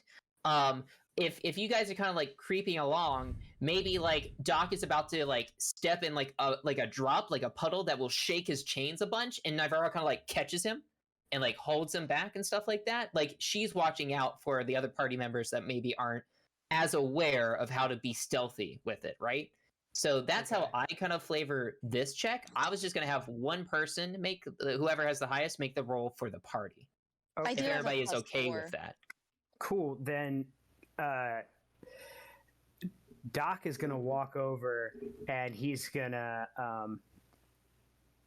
tap her boots with his little amulet, Yeah. and they're gonna glow a quick second with holy light as I cast guidance. So you get an extra D4 on your roll. That's awesome. Yeah. Yo. And that's a cantrip, right? That is a cantrip. Oh, that's It is cool. One of the best cleric cantrips. I took 3 very cleric-y cantrips: guidance, light, and sacred flame. Since this is up in the air, here's how I'll propose this to you guys. In the future, when we have group checks like this, we can either do it like we do our performance checks, where we have each person roll, or we can say like a person leads, right? So if we want Nivara to lead, she'll just make the one roll for us, and it's like everybody's lined up behind her, kind of following her along, if that makes sense. Does that sound good? Mhm. And So does anyone have a higher modifier than a +4? I'm supposed to have disadvantage, so I'm not saying anything. Nope. All right. You guys safely make it to this fork. Here's the thing, though. Are the horses trailing along beside you? Did you tie them up to a post? I think that's up to the horses. Yeah, I better ask Biscuits. Hold on. We want to give the horses autonomy. Okay. Okay. Yep. Spencer, is this just like a fence or what's up over here? What is this? This is like a 10-foot high wall. I will answer you after. What does Bjorn say from the horses? Yeah. So I wanna like get the horses and the cow, of course. Yeah, I want to yeah. get them together, and I want to be like, all right. Their heads are together, staring at you. Biscuits, gravy, sausage, beefcake. I need you guys to stay put. I need you to stay here. I need you to stay safe. All right. I'm not gonna tie you up because I think that's rude to you. You know, you're intelligent creatures, and you know, if you want to go take a shit in the woods, it's your prerogative. All right. But when we get back in a little bit, like we're gonna go fight. I want you guys to stay safe, but you know, we'd like you to stay here if possible. So, you know, just try to be good. All right, and we'll be back soon, and we'll keep you safe, and we're gonna go save your owner. So, okay, that's what I'm gonna do. Yeah. Not Spencer just chewing the whole time. Yeah. Biscuit goes. Brave Bjorn. I'm so thankful. This is what Bjorn hears in his head. This isn't the animals talking. This is what Bjorn hears. Brave Bjorn, thank you for rescuing us and for returning us back to our home. Hopefully, you can save our owner from the nasty orcs. We'll stay here and guard the treacherous road. And like while he's saying this to you, he's already wandering off over here in this field. He's already like moving in this direction. Thank you, Biscuits, gravy, sausage, and beefcake. You are all mighty warriors and examples of your kind. And Petunia just starts gnawing at your rations bag again. That's fine. Okay.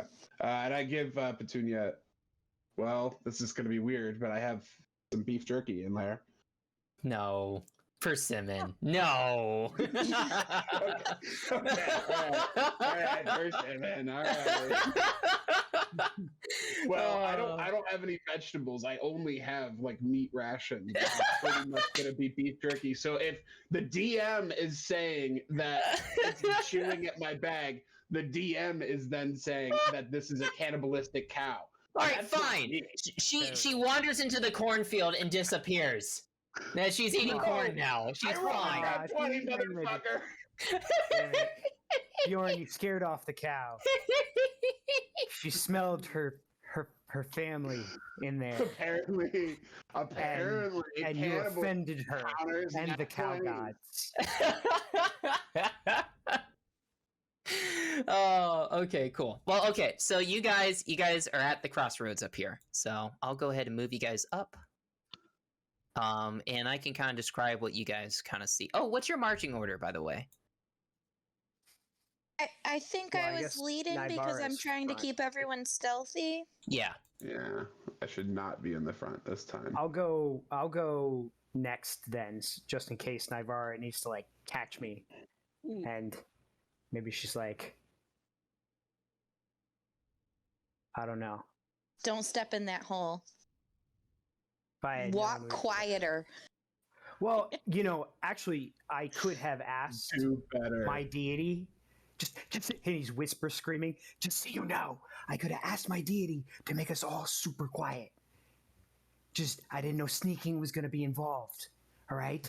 If I know sneaking's going to be involved, I, you know, we can plan. And I just turn around and I go, "Shh," and keep walking. And he's like, Doc's like kind of holding on to his legs, making sure they don't jangle too much as he walks. Jingle jangle, jingle jangle.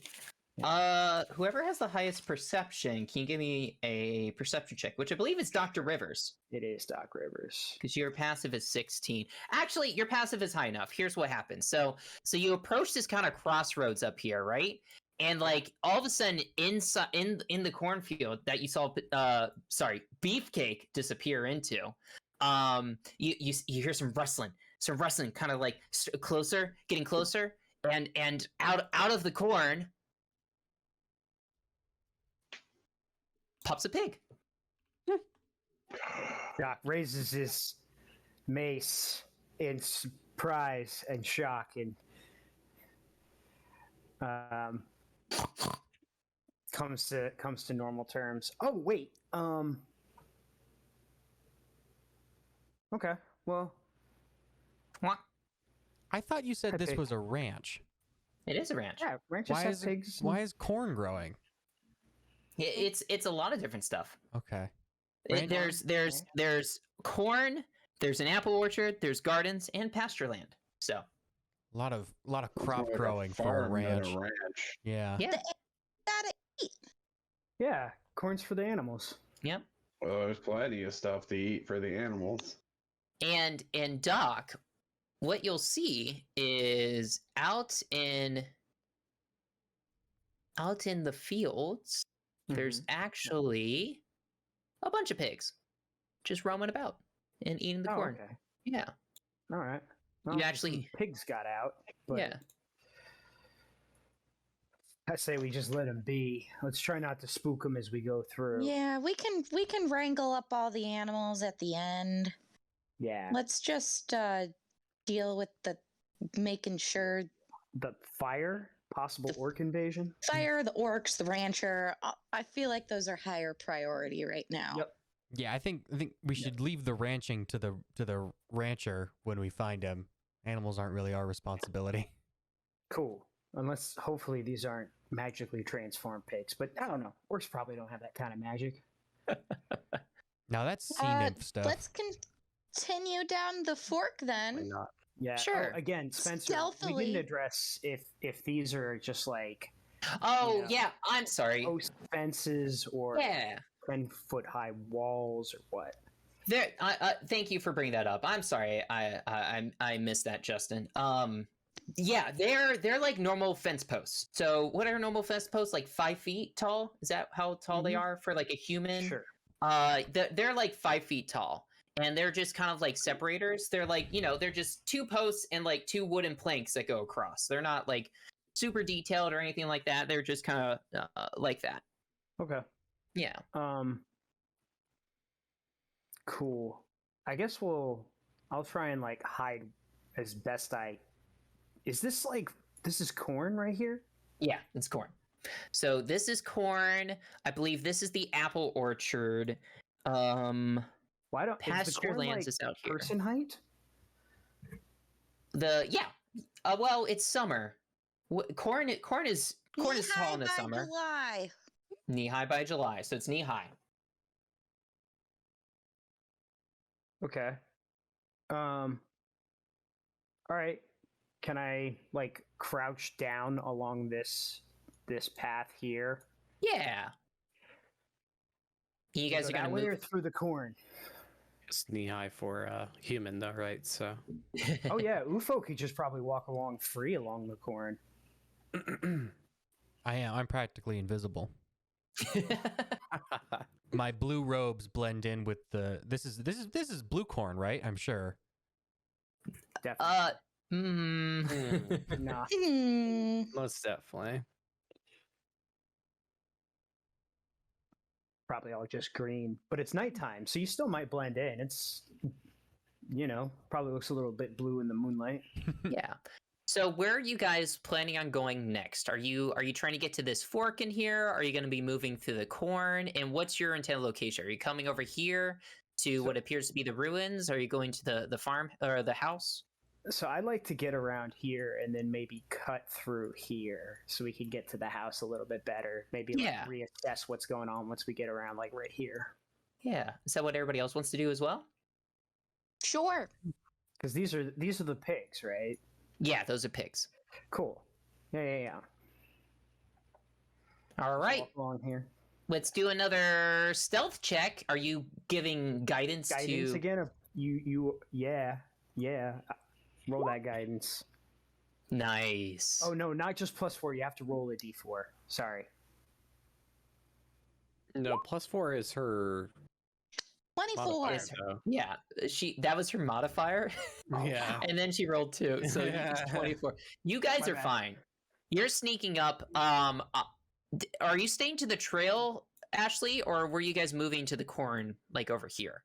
I was gonna stay on the trail until we got to this set of fences and then cut through the corn. You rolled high enough. You're feeling good. You notice that, like, whoever's moving inside the house, it seems to be distracted, so you can move closer into the corn and get here just fine if you want. We do so. All right. Mhm. I'm even gonna put you. Are you okay with being right there? That Oh, close? sure. Okay. So we'll move all you guys. Sorry, I was just moving you guys a little closer. Sorry. No, you're good. You're good. I- So as I'm in the corner, I want to like crouch down as we get close to the thing. I'm gonna drop to like one knee, yeah. keep all my metal down. So inside the house, I'll kind of show you. Let's see here. So I'm gonna reveal the front side of this house over here. If you look to the right of our current map, there is going to be more of the farmhouse. I'm only going to show you a little bit, but I'm going to kind of show you kind of like what you can see so far.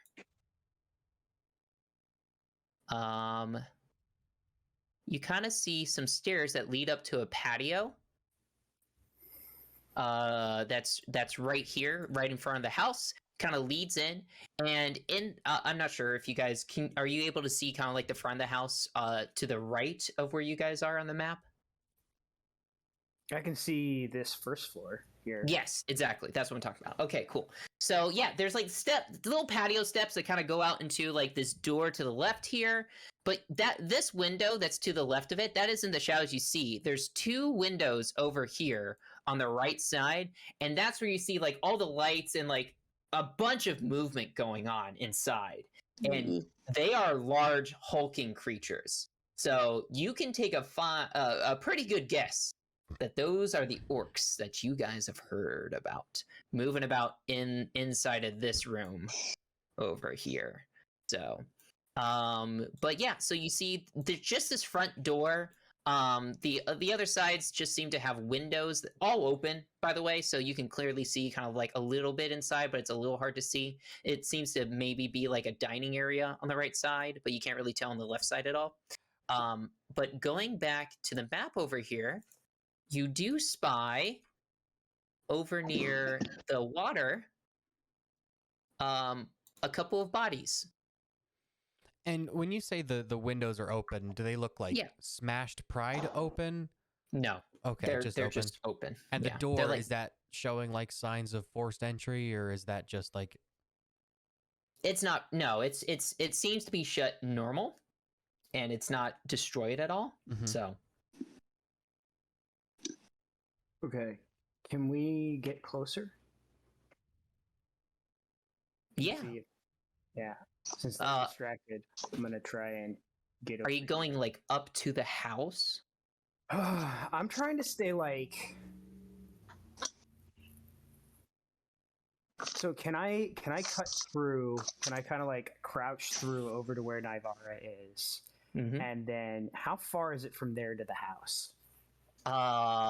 10 feet, I believe. Oh no, it's farther than that. Oh, 1 square 5 feet. Yeah, I guess it is 10 feet.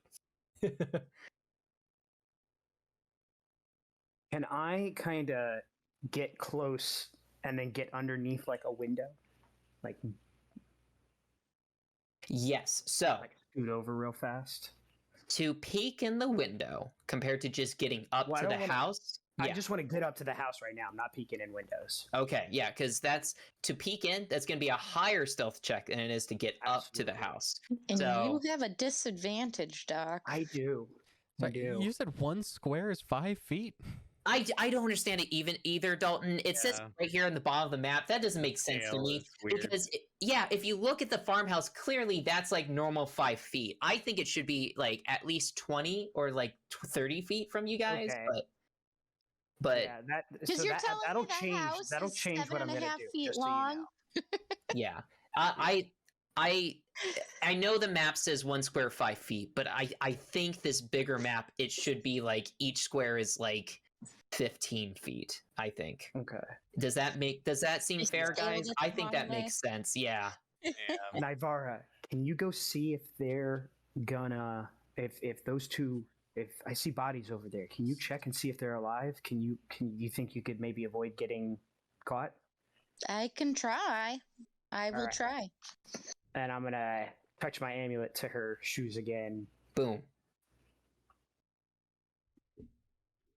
They seem to make less sound. All right.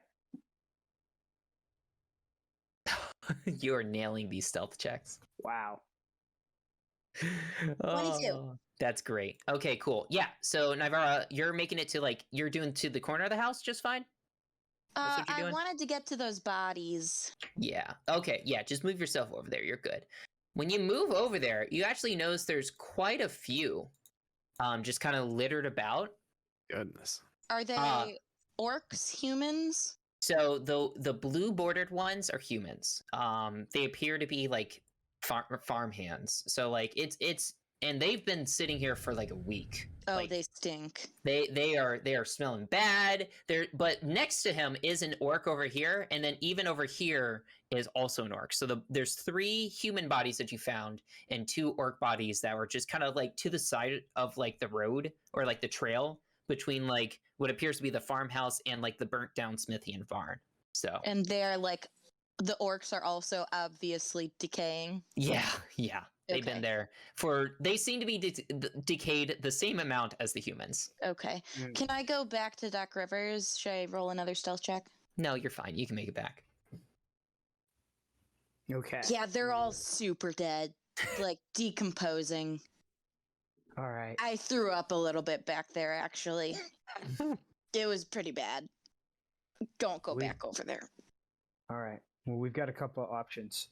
We can wait until the orcs go to sleep, and then we can smash their skulls in, and then see if anybody here is this sheriff, or we could see if maybe they've been rescued. But or we could storm in and try and catch them by surprise and try and go in one of each door, have them surrounded. Maybe we Neighbor? can even lure them outside with like thaumaturgy. Oh, we might be able to lure them outside and take them out in the corn. The orchards. Nivara, your passive perception is 13, right? Yep. All right. On your way back, you get a good glimpse of the backside of the farmhouse. If you guys look to the right on kind of like the ground level of the farmhouse, you notice you caught a glimpse of maybe like a structure that could be a well, but also what appears to be a cellar in the back. So I tell the party that there's a cellar and a well in the back. Oh, maybe they're keeping we could sneak around the back, maybe see if. All right, here's the plan. We throw Novo down the well. Novo, you go down there, and then the rest of us go down the cellar. Why, Why? Bjorn? Are you trying to throw me down a well, Bjorn? There might Why? be stuff, and it looks like he probably, would do the best down there. I don't want to throw UFO down there, because what happens if something hits him? Poor little guy. I don't want him to get hit. Yeah, like I drown in like the smallest Let's amount all of go in the water. far- I'm in- gonna be in honest. the cellar together. Yeah, let's just all do the cellar, but also and I shift them all. Did we ever get a description of the sheriff? I'm guessing not. no. Oops. Too late now. He looks You know like his a guy. name. You know his name. He's a human, probably. Yeah, gonna be real useful for identifying a corpse. Oh, maybe they'll had some he'll sort have of something on him. signet ring. Maybe Maybe, maybe he'll be branded like his cattle. Maybe Or it'll not. say something like AK or something like that. He'll have a signet ring. Hopefully, we'll check their fingers later. So we're sneaking around Uh, back. Check his Yeah. butt, Should we too. I sneak think he around might have a back or brand. just lure him outside? Oh, I could lure him outside, and I know I you get could. ready to light the corn on fire. Don't light the whole No, field on don't. fire. The horses and sausage and biscuits and gravy and beefcake and all the pigs that I'm going to name soon. They're all in the cornfields. We got it. They're top priority. Honestly, like our top priority is the safety of these farm animals. Our top priority isn't the quest we were given. Well, No, we no, can't not raise anymore. the It's the farm safety- I down mean, in the that comes next. process, UFO. But we got to have make to- sure that these farm animals are safe. The quest said nothing about the farm animals, and then he Yeah, pulls out the quest paper and he's gonna read the quest again. Yeah, let's make sure that let's not kill the farm animals on purpose, though. UFO. And Maybe, also, but let's not also raise we'll be the in whole the farm corn, on right? purpose. So we don't want to light that on fire. But let's see if we can lure them out. Might give us a better. I think we should go down send somebody who's the sneakiest down the backside and see if the orcs didn't take any captives and put them in the basement. Hence why I said we throw Novo down the well. Well is obviously connected to something, so we No, could just throw just, Novo. just probably just probably water, Bjorn. It's just water down there. I Bjorn, will go around back to the cellar. Bjorn- it's a well. It holds water, just only water. Bjorn hears Biscuit yell from the field, "I agree that we should throw him down the well." Yes. See that you heard Biscuit. Biscuit just. Would you Nobody- name? Yeah, no, Doc anybody will- else just Doc heard a. will go for it. Yeah, Doc will. Yeah, you heard Biscuit does now. Biscuit agrees. Biscuits. Sorry, Biscuits. Nivara, Biscuits agrees with I me. feel like we might get caught here by surprise if we keep arguing about it, though. So let's just. right. Nivara, did the well have like a bucket and a rope on it? She didn't get a good look. Didn't get a good look. You could probably But I lower can me. You could probably lower me down on the bucket. I think Feels like we shouldn't be doing this, though. I'm just gonna go around back and look in the cellar, and you guys hang out here. Okay, Yeah. if something goes wrong, what's the signal for us to? I will scream. Probably a horse neighing, right? I mean, they just didn't react to that horse neighing. If I'm not Whatever. back in 10 minutes, come get me. Okay. I'm gonna cast guidance on you once more. You have it for like 1 minute. So, but I look. So I at don't you, have to use it right away. You don't have to use it right away. So you can use it maybe on. Yeah, but you do have to declare. I'm gonna use it. Ooh, ooh. Novo, you should have given her a pep talk beforehand. Yeah, you should have bardic inspirationed her. Sad. Or after making the ability check. Ooh. I don't know if a 9's gonna be good enough to sneak around back. So you start making your way. I'm gonna say, like, you make your way over to like this corner. Like you're approaching it from the right side, right? Sure. So I'm gonna move you just over here. So you make it over to this corner, but as you're coming over, there's a bucket that's like right there. And as you kind of like move past it, you accidentally kick it a little bit. And it's not loud because you're dexterous, but it is just a ding. And like it's enough to where like inside, as you approach, you hear one voice go, "Huh. Wonder what that was." And you hear steps. Oh no. So what are you doing? Can I try to hide around this corner? Yeah, give me a stealth check. Let me give you some bardic inspiration. Okay. I think Oh, she's wait, out of range now. Well, where is she? Let's see her on 15. the map. 15. Okay, cool. The rest of the party sees this front door open, and an orc steps out. And he kind of looks out. And he turns to his left, and he sees the bucket. And he starts walking down the stairs. But, Nivara, what are you doing?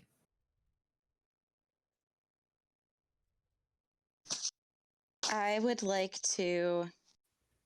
I mean, she doesn't know that a guy stepped out of the front door, right? I don't think so, but you guys have seen it. I think that what I'm gonna do is hold my breath and Is there a pig nearby? Yeah. There's a pig literally right behind you guys. Okay, can I just like slap the pig's butt? Give me an animal handling check. I'll do it. I'll Do it. Bjorn's gonna help Ufo slap that pig on the ass. Yeah. Yeah, my animal handling is a +2. I'm proficient in it. All right. and I'm gonna get ready to cast Firebolt in case someone rounds the corner. You want me to fire that off, Dalton, or do you want to? No, do I it? got it. All right. 18. I used Bjorn's. Perfect. Okay, cool.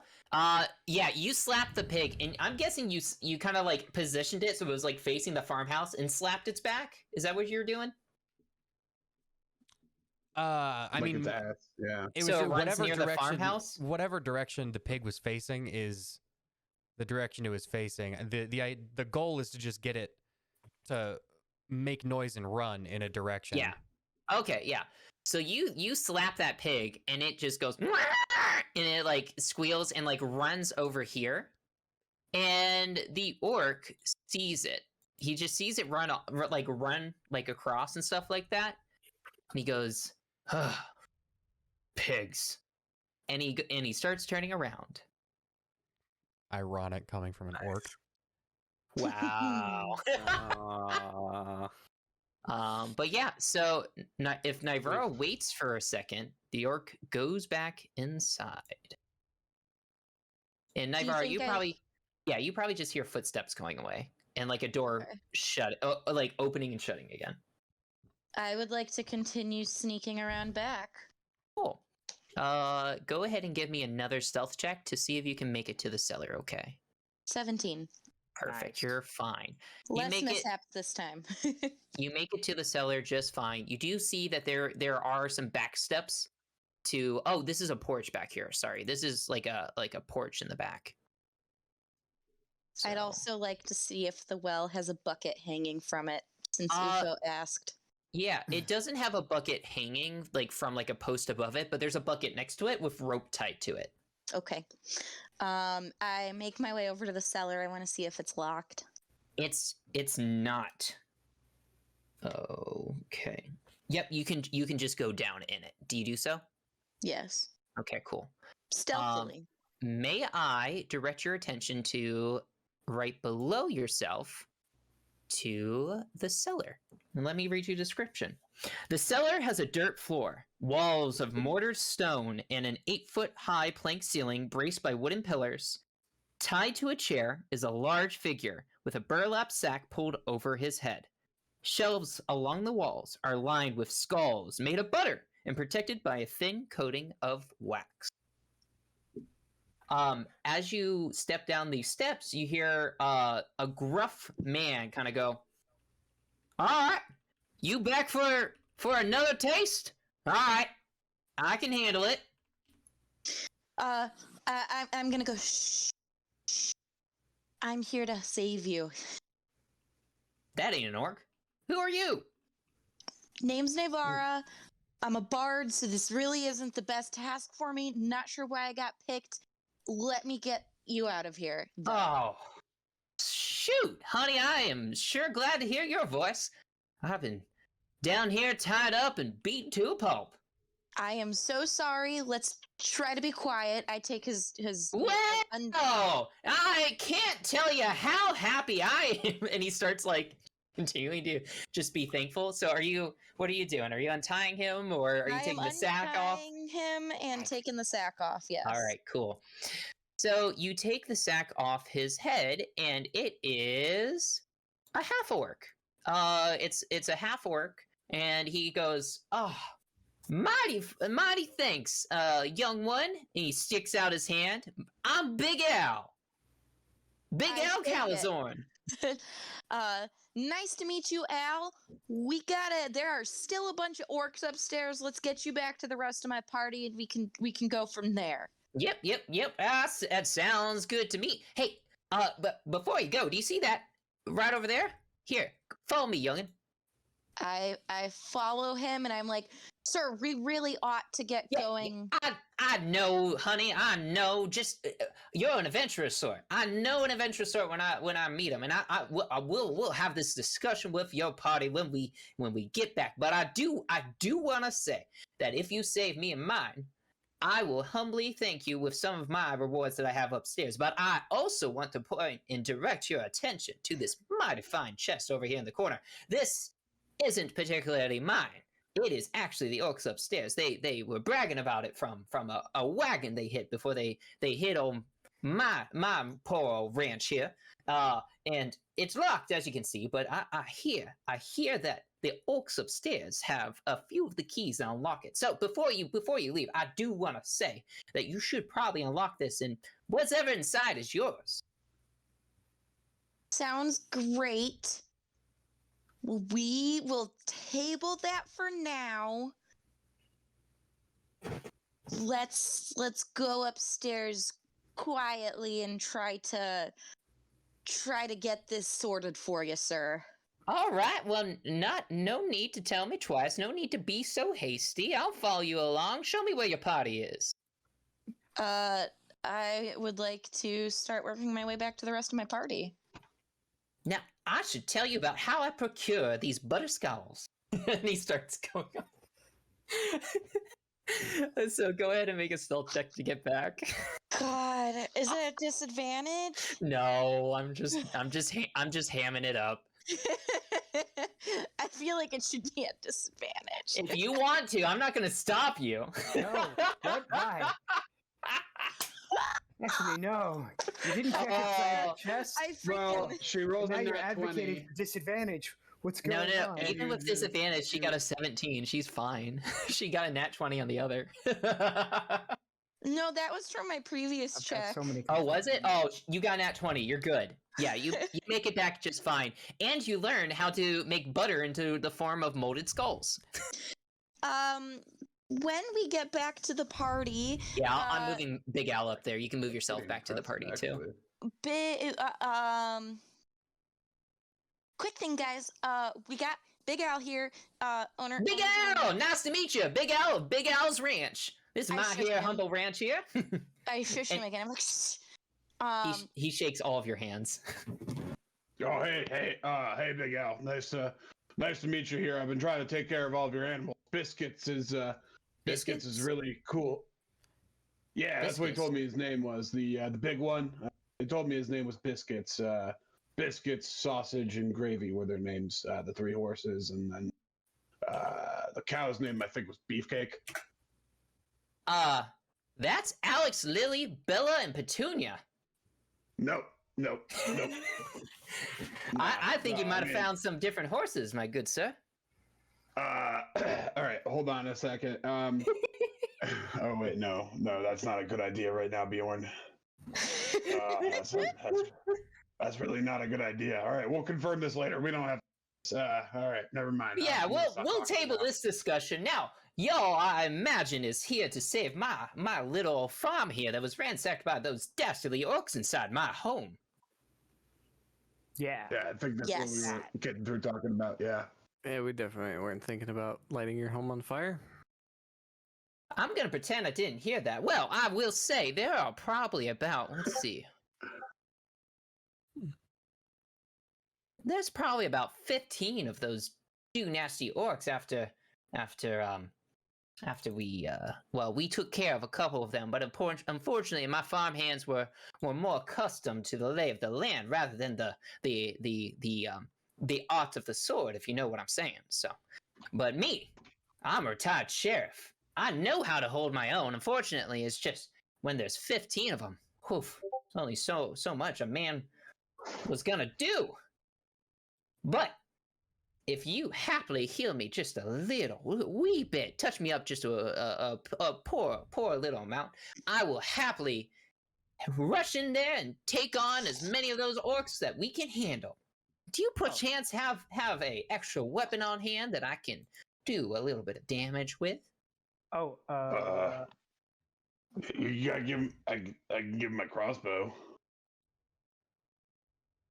You know how to use a crossbow? I sure do. Now, I prefer getting up close and personal, but if this is all that there is to spare, then I will happily oblige. I can give him my Well, I don't- stick, my quarterstaff. I'll stick with the bow then, good sir. After I here. appreciate it. Got a dagger. I'll use my crossbow. I'll stay at distance here. Take my mace. It'll be fine. Ooh. I'm not worried about it. Yes, this is quite a good weapon, sir. I appreciate you. Yeah, no worries. Oh, and also this. And I take a little salve out and I like brush it over his wounds, and then all of his wounds seem to heal. Nice. For as I cast Cure Wounds on this dude, 1d8 plus my mod, which will be 4, but then it's even more than that. Mm-hmm. Oh, it's a good thing you did it and not me. It's a lot. I don't know how many hit points he's down, but it's While- at least While 10. Go for it. while Nivara was on her stealth mission, and the rest of us were kind of watching the house, were we able to get a better idea of what the orcs were doing on the inside? If you're sitting there observing them, go ahead and give me a perception check. And Justin, that's 4 more health points other than the 10? 13 total. 13 total. Great. Cool. To describe to you, he's not fully healed back up, but a lot of his major wounds are. He could still he's still like bloodied a bit, but he is Oh, like really? yeah, but he's healed up a bit. He's healed up quite a bit, so. I'll give him the healing potion then. Oh. Okay, Are you perfect. sure? Yep. That's Okay. the type of guy Chris is. I imagine Nivara's like, ah! And then he's like already drinking it, and I'm just like, Yep, he downs that as soon as you hand it to him. Cool.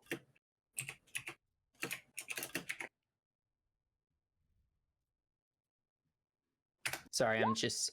Oh, nice. Nice. Oh my gosh. That's max health that he got back. That's great. Sweet. and while he's healing up, I'm gonna turn to Ufo. I'm gonna be like, there is a bucket on the end of a rope next to the well. Good to know. I checked for in you. case I need to go down in the well. But I rolled a 19 on my perception check to get a better idea of what the orky boys were doing. Yeah. Through gaps in the windows, and I'm gonna reveal just a little bit of like lines in front of the windows. Clearly they are feasting inside. Like they are having like a meal, there's tables, and they're just sitting there eating like a bunch of like food and stuff like that at these tables. And that's kind of what you're able to kind of see through the windows from in there. This other side, you haven't seen a single orc kind of like pass on the other side there. It seems to be just kind of, there's another table, but you don't really see what else is in there. But Big Al takes the whole health potion down, goes, "Whoo! What did you put in that, son? That, oh, I feel so good. Not quite 100%, but I feel more than better than before, and I appreciate you quite Mhm. greatly." It's mostly grain alcohol, but yeah, you're welcome. Well, I feel like I can take on quite a few of those orcs now. Mhm. All right. How about y'all? How do y'all feel about kicking some orc butt, ridding my place of these orcs, and then helping me find my cow Petunia? Yeah, that sounds pretty good. Let's do it. All right. Now, I mentioned to your friend over there, this nice fine lady who freed me from my cold cellar.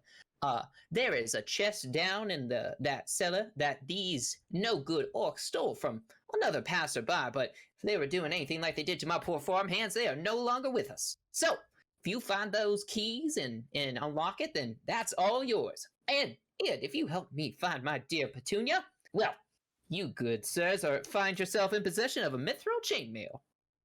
Yeah, well, I already found. If you mean Beefcake, she's over in the Nope. she's over in the. No, I don't got no cow named Beefcake. Her name's Petunia, but I'll take a look at that cow, good sir. It should have my branding on there, of course. Big Al It's cow. a BAK on it. Yeah, it's Yeah. a BAK on The it. B Yeah, is she's for over. big. She's over with sausage, biscuits, and gravy over Yep. in Not my horses. My horse's name, like I said before, was Bella, Alex, and Lily. But, you know, if they have the BAK on there for Big Al Calazorn from Big Al Calazorn Ranch, from Butterskull Ranch, that is me and mine. Well, they did, and you know, I know we're getting back into this, and we'll cover this. So So, yeah. So, however you guys would like to proceed. Big Al, of course, is a big talker, so he talked a lot there. But how would you guys like to proceed? Guys, let's make a big boom, just in sound, not in firepower, and get them outside. You sure we don't want to just ambush them while they're eating dinner? I think we should just ambush them while they're eating dinner. Okay, fine. Yeah, I I think that sounds pumped good up. too. I'm scared to That's fight like in the the house. last time I would want to be ambushed. Yeah, I don't want to overstep, you know, because I'm not an overstepper in any kind of regard.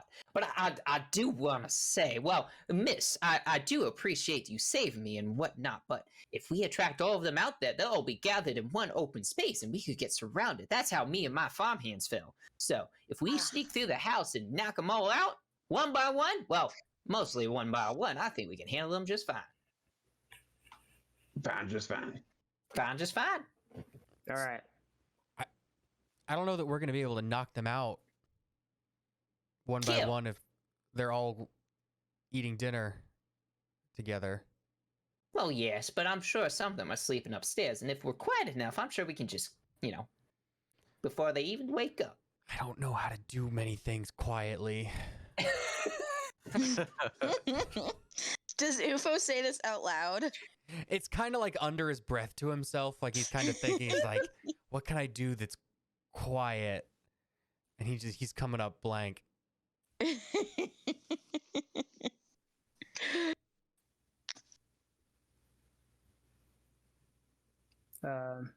Yeah. Well, hey, Bjorn, don't forget about the power in the amulet that I gave you. How, if you clasp it for a moment, the Order of Kronos, or yeah, whatever, the Order of Kronos will come through and make your strike true. You have an amulet that lets you take 10 on an attack once a day. Pretty cool. I thought that was just like a base 10. Yeah, like it lets you take 10 on a read the feature of the thing. It's Right, that's what I thought. I mean, I kind of would just rather roll. I mean, Oh, okay. unless I'm definitely gonna. Huh? I don't. Yeah. All right. Well, Doc Rivers is reminding you about your amulet. Thank you, Doc. All right. So look, we should probably all go in together. Do we want to go in the back door? Maybe we can sneak in through the kitchen while they're all eating in the dining room. Okay, so here's what I think I might be able to do.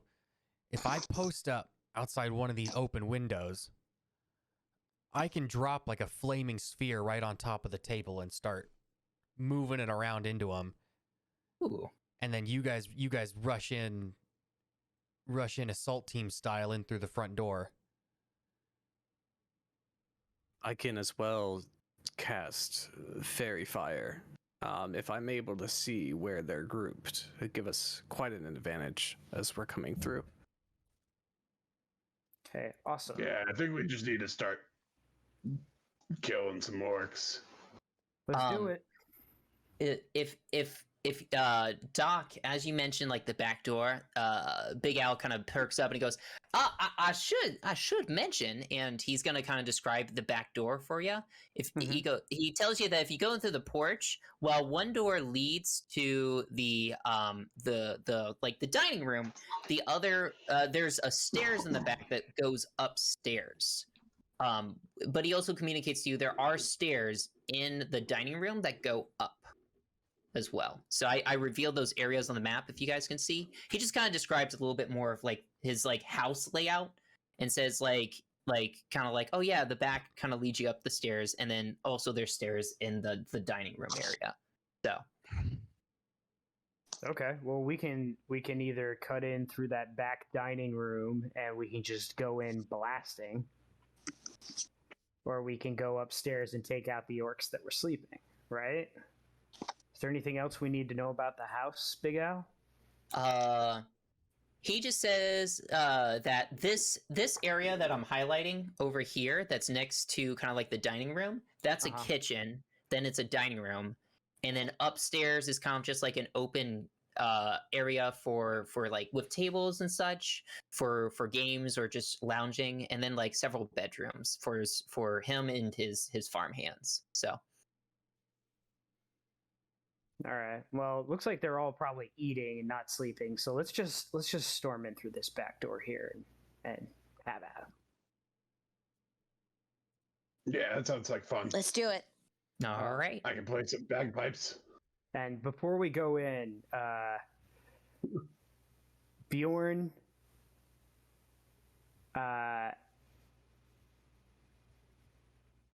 Nivara, and Big Al, hold up for a second. I'm going to cast one of my blessings upon you. Oh! So before we kick in this door, or maybe like before we... no, because it only lasts for a minute, so never mind.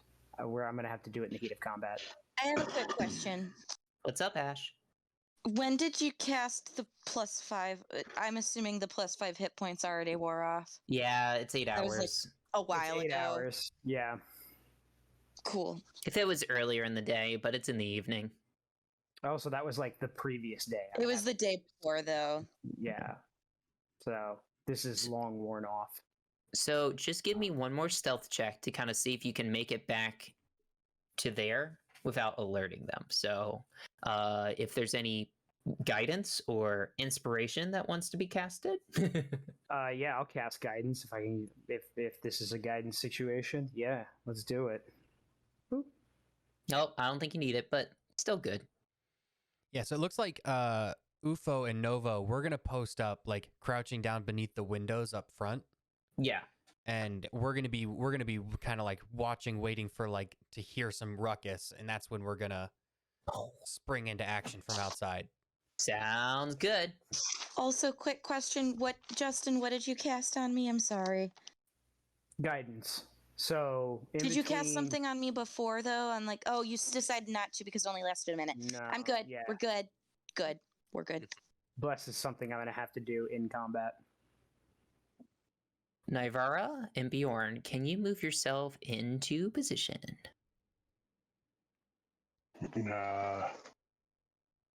Yeah.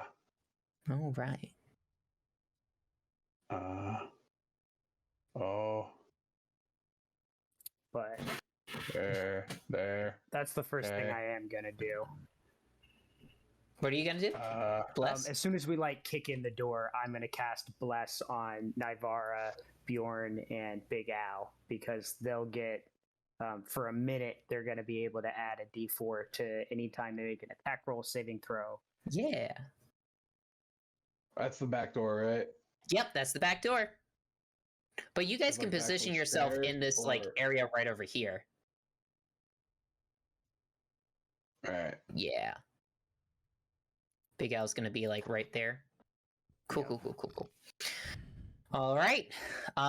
So yeah, well, whenever you guys are ready, you can go ahead and burst in and roll initiative. The orcs did not hear your approach. Sweet. Ashley, what is going on with these rolls? I'm really lucky with my rolls. On I think we're all rolling high fire. tonight. It's crazy. All right. I got a 17. All right, let's see what Big Al rolls. 1, okay.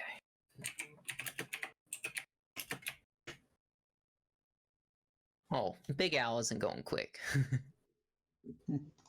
Oh, Still feeling it a little bit. Understandable. whoop. Ooh. Really? Okay.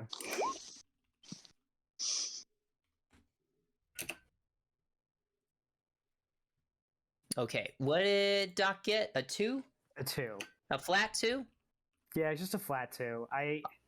I almost wanted to like ready an action, so as soon as they kick in the door, I cast bless. But I'll cast. You all get blessed after you guys all attack once. Yeah. Maybe. Well, we'll see what happens. So, like, essentially, let's go ahead. So I'll narrate this. So, who's kicking in the door? Bjorn? Yeah, I'll kick in the door. Bjorn kicks in the door, and in front of you are 1, 2, 3, 4, 5, 6, 7 orcs eating a Sick. bunch, and they didn't hear you this entire time. So you guys are getting a surprise round. All right. So Hey, how a surprise? Sure. Yeah, What's a surprise round, and how does that work? exactly. Thank you for asking, Justin. A surprise round is when you like come up on an enemy that is not suspecting you. Essentially, they miss their first round of combat, and you guys get like to go a full round, and then we begin turn order. So how we have turn over set up on over here, the orcs rolled a 9 for their initiative, but they're not going to get their turn this round. Every one of you are going to go first, including Big Al, and then next turn the orcs will go after Naivara, Bjorn, and Novo have already taken their second turn. So super good, super nice, especially in this sort of situation. So, So to be more specific about what surprise means and how it works mechanically, yeah, is a creature can get the surprised condition, and that means on the first round of combat, on their turn, they can't move or take an action, and they can't take any reactions until after their turn is completed. So once their first turn is done, they could technically, if they have a reaction, react to what I did or what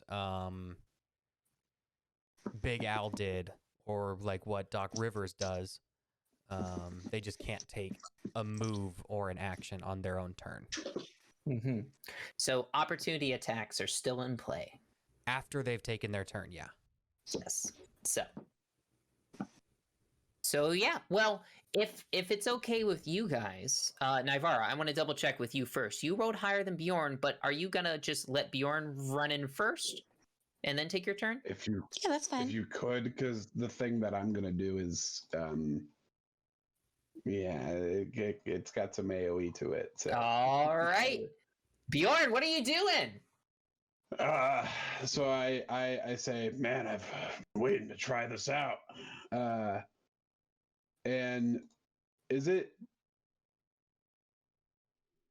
Ooh. Question: Would a door affect Thunderwave? Like, would it still hurt your teammates? Yeah. You had to open that door to get in here. Can I? And as my movement, close the door. No, it'd be an action. Can Naivara? Okay, never mind. You're gonna Thunderwave alright. Naivara? No, I do not want a Thunderwave Night. That kind of changes things. Okay, one Yeah, moment. One Lightning moment. lure or something? I just want to check one thing. I'm sorry. I thought I was ready for the True Strike. Is that it's a cantrip, but is it an action? It's an action. Yeah, Yes, it is full an action. Yeah, no. So I'm just gonna shellac the guy in front of me. Okay. Yeah. So he just needs a good shellacking. So my attack again. That's +5. Awesome. Also, one thing that I was using earlier that I totally forgot about. Oh. So that does not hit the orc in front of you. He kind of deflects your attack and just grinds his teeth. You At get you. to. Oh, no, you don't yet. Never mind. Yeah. Not yet, no. Yeah, I'm just gonna be like, oh, okay. All right. Well, that's a thing. So That's okay. Get in here. You get it. You get another turn before they do. So, all right. Did you want to move forward at all, like more into the room or anything like that? Yeah, I mean, am I able to? So yeah, go right ahead. Because they don't yeah, I'll have go- opportunity attacks yet. Oh, they don't. Not yet. Oh, I didn't know that. Otherwise, it would. That's totally. I This is wasn't a paying attention. That's surprise. we just described all of that, didn't we? Yeah. Because it's a surprise. Yeah, we did. Okay, sick, sweet. I was paying attention, but I wasn't apparently. No, it's That's okay. fine. That's where I'll move.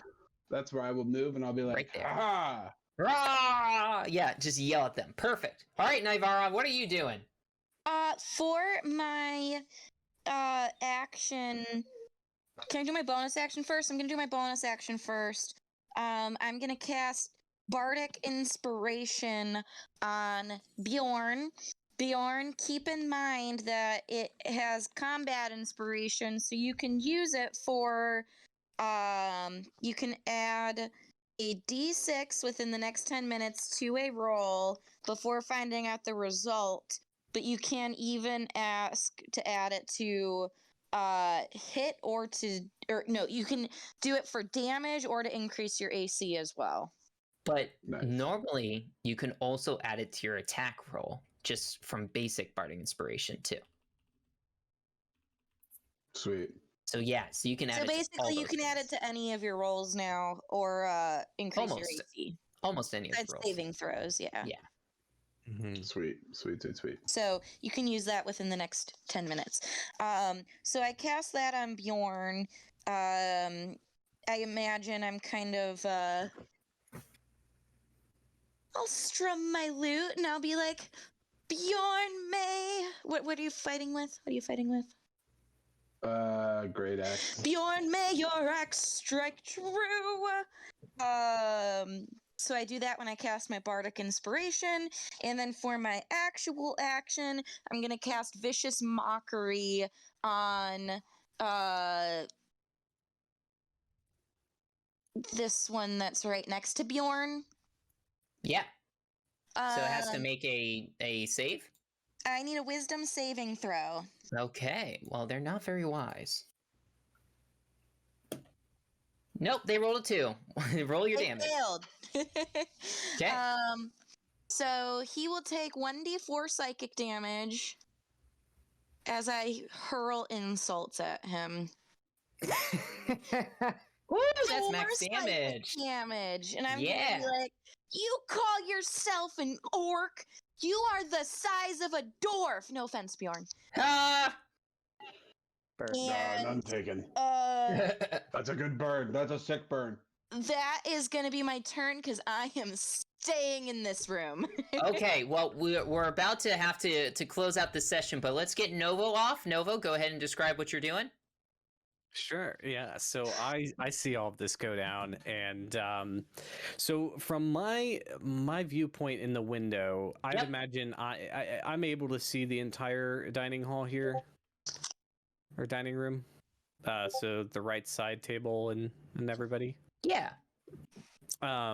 Awesome. So I'm going to go ahead and, as I mentioned before, I'm going to cast Fairy Fire.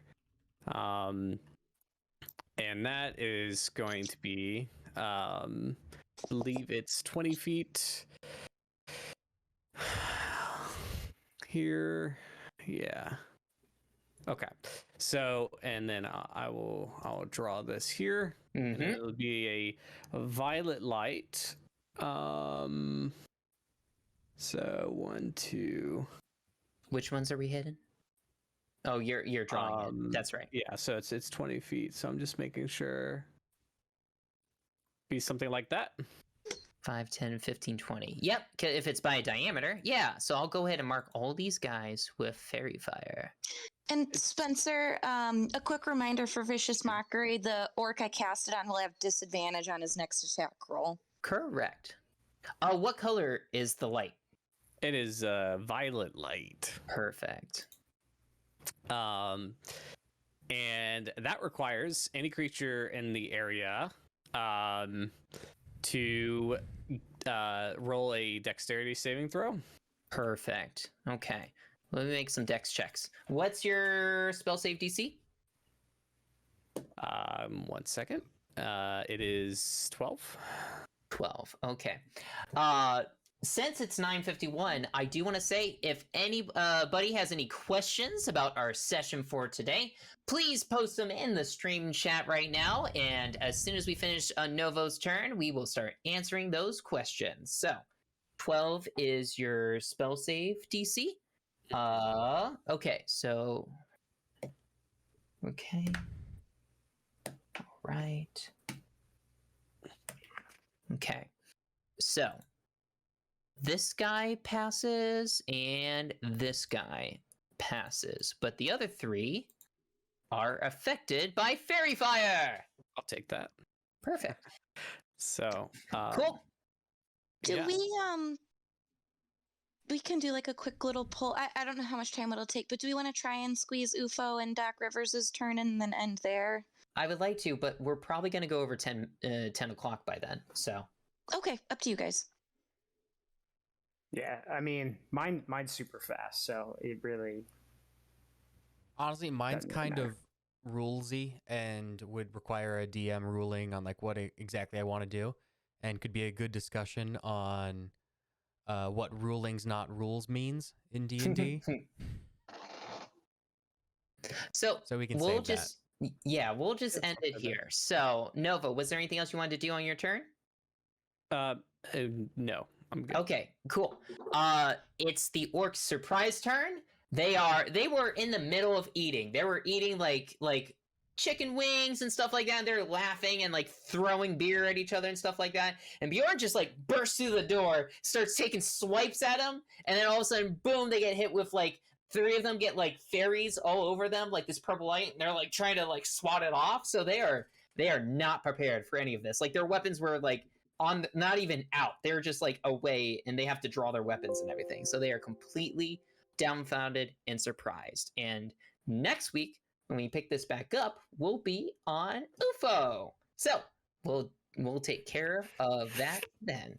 But that has been the session for today. We're still waiting for comments to come in and stuff like that. So how did you guys feel about the setup for this quest? Great. Yeah. Yeah, it's a great Um, session. Love the it's just like animals everywhere. That's kind of like something that's like different. I don't think I've ever had a combat, encounter where like you have so many, and like, just farm animals everywhere and Yeah. as parts of the environment. Mm-hmm. Which is cool I because it think adds the thing that UFO element. did. Yeah.